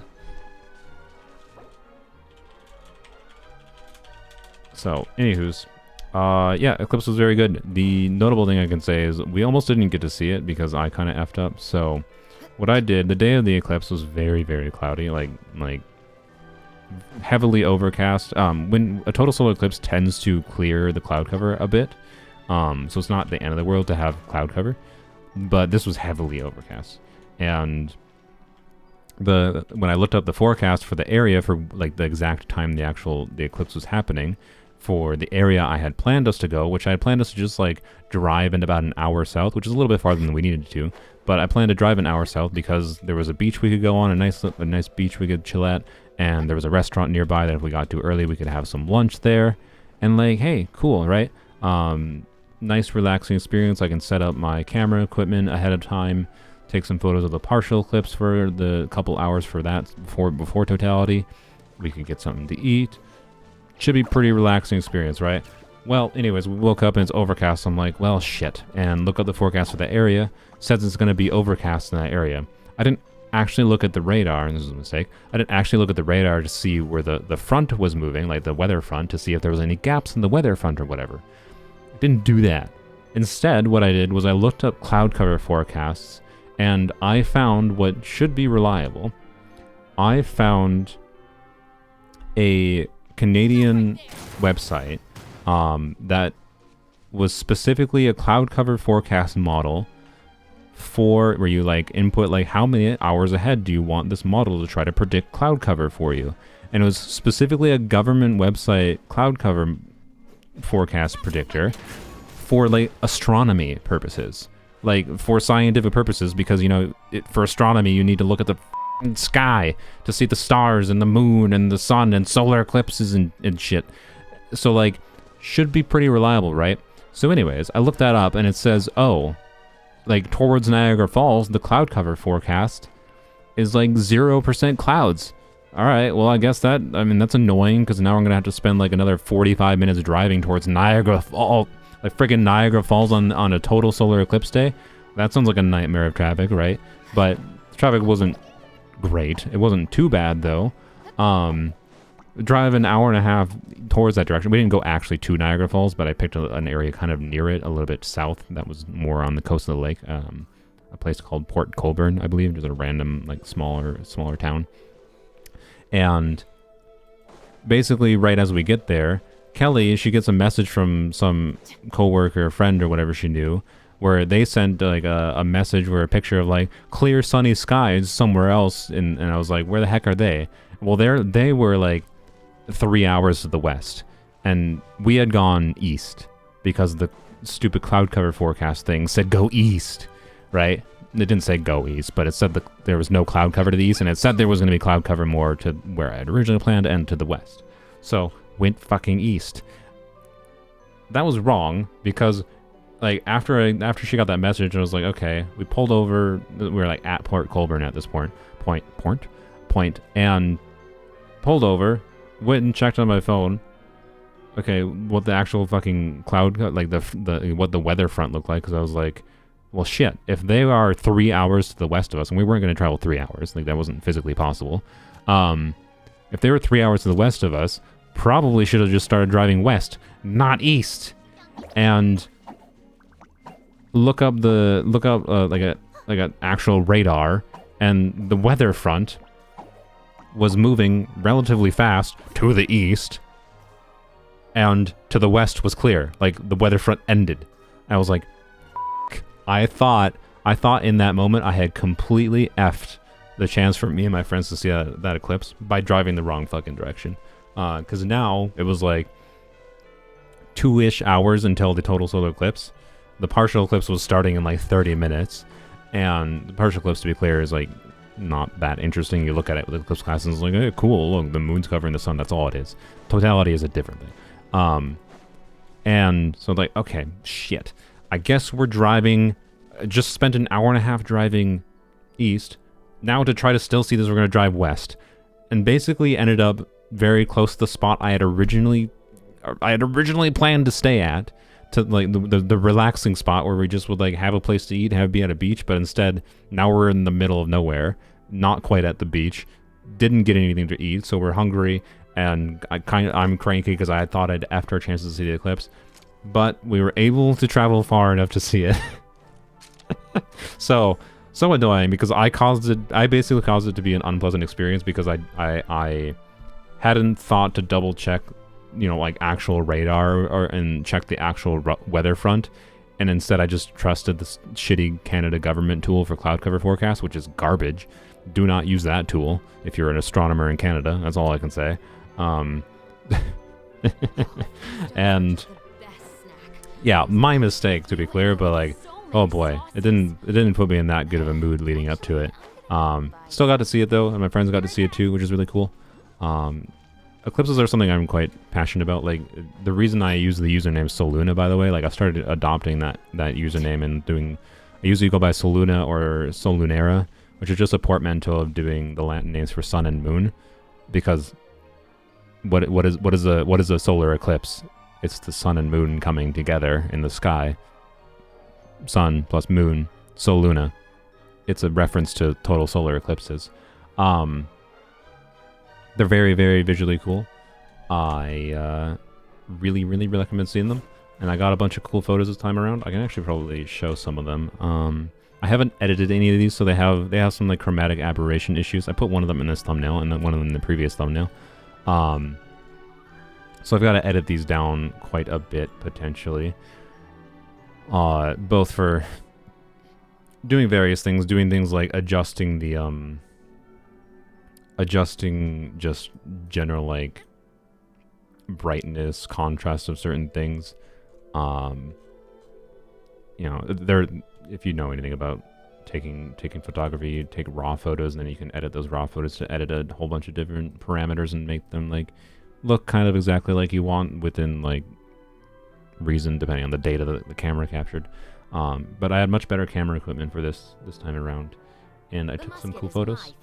I plan to do some kind of little, like, time-lapse stuff with it, which I probably won't be able to show. I know it will look good because I can, like, kind of rapidly switch between the different photos in my camera my camera history, and I can see it, like, I took enough photos to make, like, a time-lapse that looks pretty cool because there was cloud cover that was changing, like, the corona of the sun, like, fluctuating a little bit. It made it look really, really cool. But it's going to take a whole bunch of editing the individual photos and stitching them together and, like, recentering them. It's very awkward.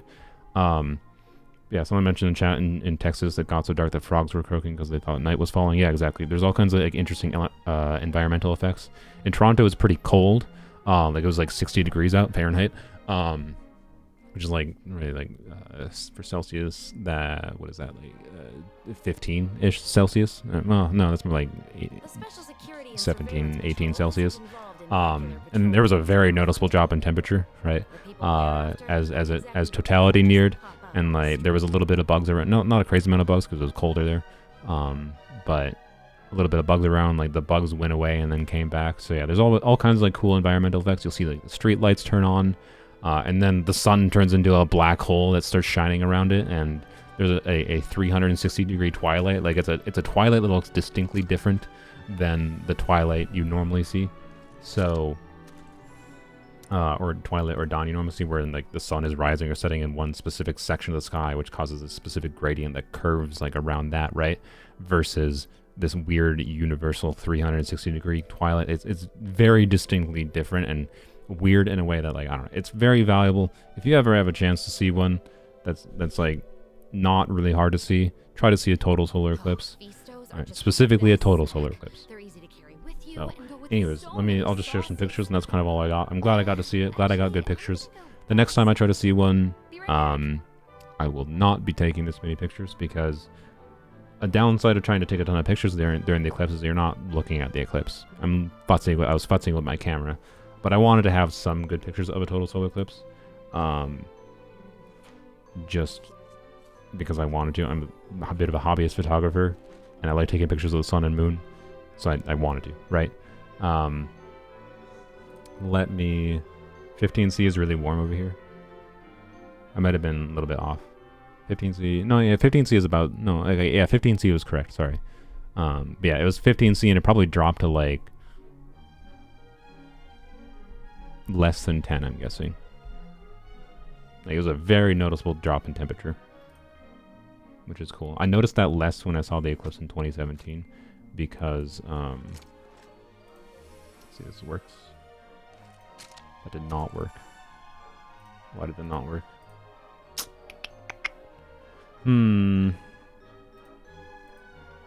Okay, I might not be able to show you the photos. Discord doesn't want to capture the window. Can I open the folder in a browser, maybe? I think you can do that.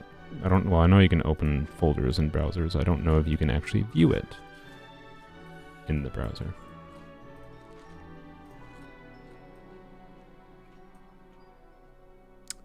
Okay. Oh, you can. Interesting. Okay, but the problem with this, it doesn't actually... Okay, this might work, but I can't, like, flip through them one by one. Okay. Give me a second here. I'm gonna just pick out my favorite ones. So, first I'll just like pick out one of the partials that I liked. Let's see. Okay. Do that one. Okay. Aren't exactly the type who just pop up on the street. All right, and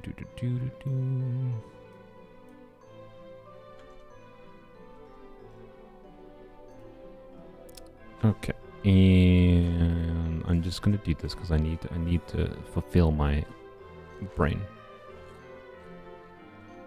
Very entertaining stream, I know. I'm sorry. I'm just trying to pick out the best ones.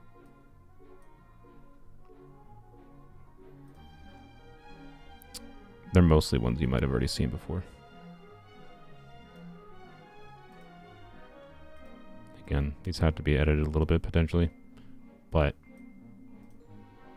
I think they're pretty good. I'm gonna pick out one of these ones too, because I think I actually really like these ones. And then let me pick out this one. I think this was the one that was in the thumbnail. Alright. Blam. There we go. Okay. This should work.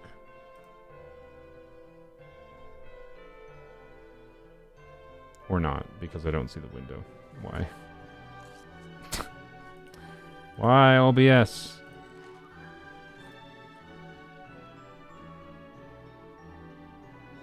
Okay, well, great. I'm glad I just spent all that time doing that. Does this work? No, that doesn't even work. What's happening? Why? Okay. What if I add a new capture source? Window capture. The musket is my favorite weapon. Oh, It's both there we go. powerful and It threatening. worked. Sometimes the latter trait is far more useful. I feel like that doesn't look quite right on my end, but that's fine. Oops. So this is the one in the thumbnail. Which is probably my favorite one. I have edited it a little bit already to try to like change the shadow detail and color tonality a little bit, like focus on the flare a little bit. But having the cloud cover with the eclipse peeking through, and this is the diamond ring phase, wherein this is right as the totality is ending. And totality, by the way, I have pictures of not totality. Then there's, so this is like the before the eclipse started.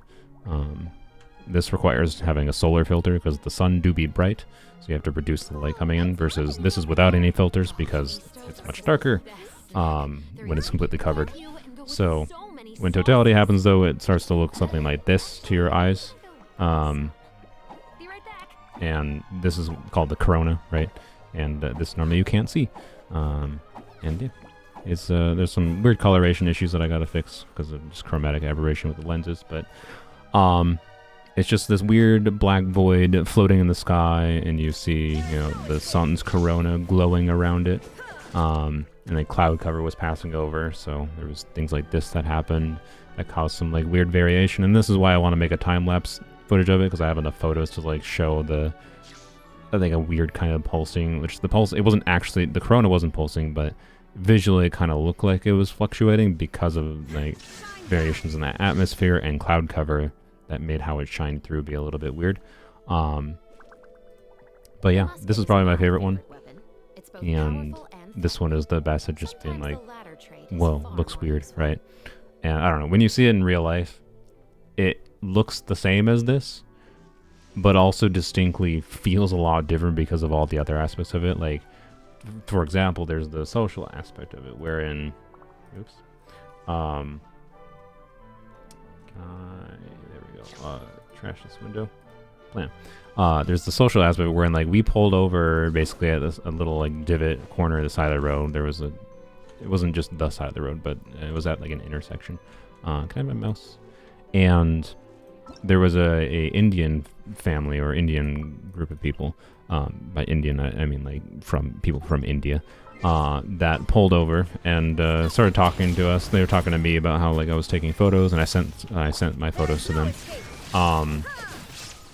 And like they when the eclipse was happening, they were like cheering on the moon, like "Go moon!" It's just like, I love eclipses, but I don't like express my enthusiasm for things in the same manner that they do. Did someone leave? I think someone left. No, bye, Caleb. Yeah, so eclipses are really cool. I do recommend seeing them. That's kind of all I gotta say about it. If you ever have one nearby, look up. Oh, I closed the browser window. Frick. Well, never mind. I was going to show you a website. There are websites you can use. Just I think one of the most popular ones that people spread around, which is not the best one, I don't think, but timeanddate.com, I believe, has a total solar eclipse. But if you just look like total solar eclipses in the next like 3 decades, they happen at very specific times in very specific spots in the world. You can literally start planning your eclipse, trying to see the eclipse. That's 30 years from now, today, if you wanted to. It will happen exactly the time we know it will happen at. It's just a side effect of geometry. It's really interesting. Like they're a weird union in my mind of like, I would describe them as right. They're interesting to think about on like a what's happening on like an astrophysical geometrical scale of like the coincidence of our moon and sun being the same relative size in the atmosphere, causing these solar eclipses, and having an atmosphere on Earth to be able to see these and recognize the interesting of that like geometrical coincidence. But that's just like the interesting aspect on a logical level, because when you actually see them though, they move from this like, wow, it's a really interesting like coinky dinky phenomenon, and instead it becomes something like much more emotional, like much more human in moment. That's really hard to describe if you haven't seen it, in my mind. And I think they're intensely cool, and they're a very unique human experience. Like if there's aliens out there, and you know, assuming that we don't all kill each other or something, and you know, we're friendly with aliens and intelligent aliens in the future, like Earth is going to be an alien tourist hotspot because of total solar eclipses. They're an absolute weird coincidence by Earth having an abnormally large moon for the size of the planet, and it lining up with the size of the sun. It's not like, you know, total solar eclipses are impossible to happen on other planets in the universe, to be clear, but they're rare enough, and it's unusual enough that it lines up as well as it does, and they happen frequent enough that I guarantee you, intelligent alien species, assuming we were friendly to them, would very well want to come to Earth, to visit Earth, to see the eclipse. And there's something that we have the privilege as human beings, intelligent beings, we can recognize the value in like the weird nature of them, and the weird like temporary nature of them just lasting for only a couple minutes is so weird too, because it's just like it happens, it's like what the fuck is happening, and then it's over. It's just weird. I don't know. Have you seen the eclipse with your own eyes? Yes, I was kind of talking about that. I have seen 2 total solar eclipses with my own eyes. It is why I have the username I do, is why I call myself Soluna. Sun plus moon. It's an eclipse. Soluna. Yep. So, and my Discord server is named Sun, Moon, and Earth. To see a total solar eclipse, you need 3 parts. You need the sun and the moon coming together in the sky, and you need to be on the Earth seeing it. Sun, Moon, and Earth. That's the reason my Discord server is named that. So I'm obsessed with them because they're this weird, perfect match of logic, like physical reality, you know, rationality, logic, whatever, you know, smart person words you want to use, math words, etc. But then when you actually experience them, it feels wholly detached from the very logical nature of them, and that makes them a very unique harmony of logic and like emotional experience otherwise, and etc. etc. I don't know how to explain it other than that. They're worth seeing at least once in your life. It's not like it's going to change your life, to be clear. It didn't change mine. It's just something that I really like as a symbol, I would say, right? That's what names are. It's why I have it as my name. They're symbolic. So, anywho's. You saw it once and it's terrifying but fascinating. Yeah, some people are terrified by it. Exactly, right? But that's exactly what I'm saying, right? It's a much more like emotional experience. Like most people will have some kind of an emotional reaction to it. And it's not a logic thing. It's when you're actually seeing it, it's an experiential thing. Even though the actual event is like so very cold and mathematical in nature. It's just really interesting. That's something so beautiful, terrifying, fascinating can arise out of just math coincidence. I don't know. That's kind of all I got to say about it, I think. I'm rambling about it at this point. It's hard for me to put in words because it is an experiential thing. I gave a good speech about it when I saw the 2017 one. I gave a good speech about it in my college, in some kind of communication course. I don't remember which one, but I could give that speech again. But I don't have that on me. Well, I probably do have it on my computer. I just don't have it in my brain at the moment, so I'm not going to give the speech. I'm just going to ramble because that's how I roll. I think that's all I got, unless anyone else. There's only 50 viewers left anyways, and I've been streaming for 3 hours, so it feels like the natural endpoint, and I have done nothing but ramble this stream, but that's fine. I said let's talk and walk, and I think basically all I did was talk and walk. I'm gonna exit. Would you like to go onto the map? Sorry, just noticed your message. I am gonna end the stream now, but I need to go claim my dailies and stuff. And the stream, thank you for joining co-op and hopping with me, and hopping, and walking. Your phone is dying. Well, that's a good reason to go. Don't put off until tomorrow what you can do today. Fishing. Come on, let's get So, going. anyways, any questions, any whatevers about Arlecchino? I plan to, so yeah, again, I have a wishing video on Tuesday. I plan to stream on Wednesday because I'm probably not going to have, like, my plan is to do the wishing video, get the wishing video uploaded for Wednesday, and then probably Wednesday I will stream, both on Polearms Only and my main account, leveling her, and then probably doing some initial testing things once she's leveled, or while leveling her. And then mostly stuff like the Burgeon stuff I was talking about, for example, and then various things on Polearms Only, potentially. And then we will, and we might do quest stuff, to be clear, on Polearms Only, because I think I might have to do quest stuff to unlock the new area, to be able to, like, even farm the materials for the weapon, for example. Yeah, I do plan to pull for the weapon on my Polearm account, not on my main account. Even though the weapon, and to be clear, I talked about earlier in the stream, is, for most players, is going to be less worthwhile than her constellations. But it also depends if you can get value from Linny's bow or not. So yeah. Thanks for joining co-op. Tahasin. So yeah, video plan for the week. Might stream tomorrow, depending on how I feel. Mostly because I think it would be kind of fun to try to socially manipulate Zajef into playing on Polearms Only. So maybe if I manage to succeed on that, maybe we can have a stream tomorrow where I talk to Zajef. But that's just like, cross my fingers, because he seems to be a boy that likes to ignore people. No, I don't know Musashi. I should contact Musashi, honestly. So, anyways, maybe stream tomorrow if I'm in the mood for it. Tuesday will obviously be wishing day. I'm not planning to stream on Tuesday, but maybe I will. Maybe I'll stream on Monday or Tuesday, right? Probably not both though. But gonna record Tuesday, get Arlecchino, do live stream Wednesday.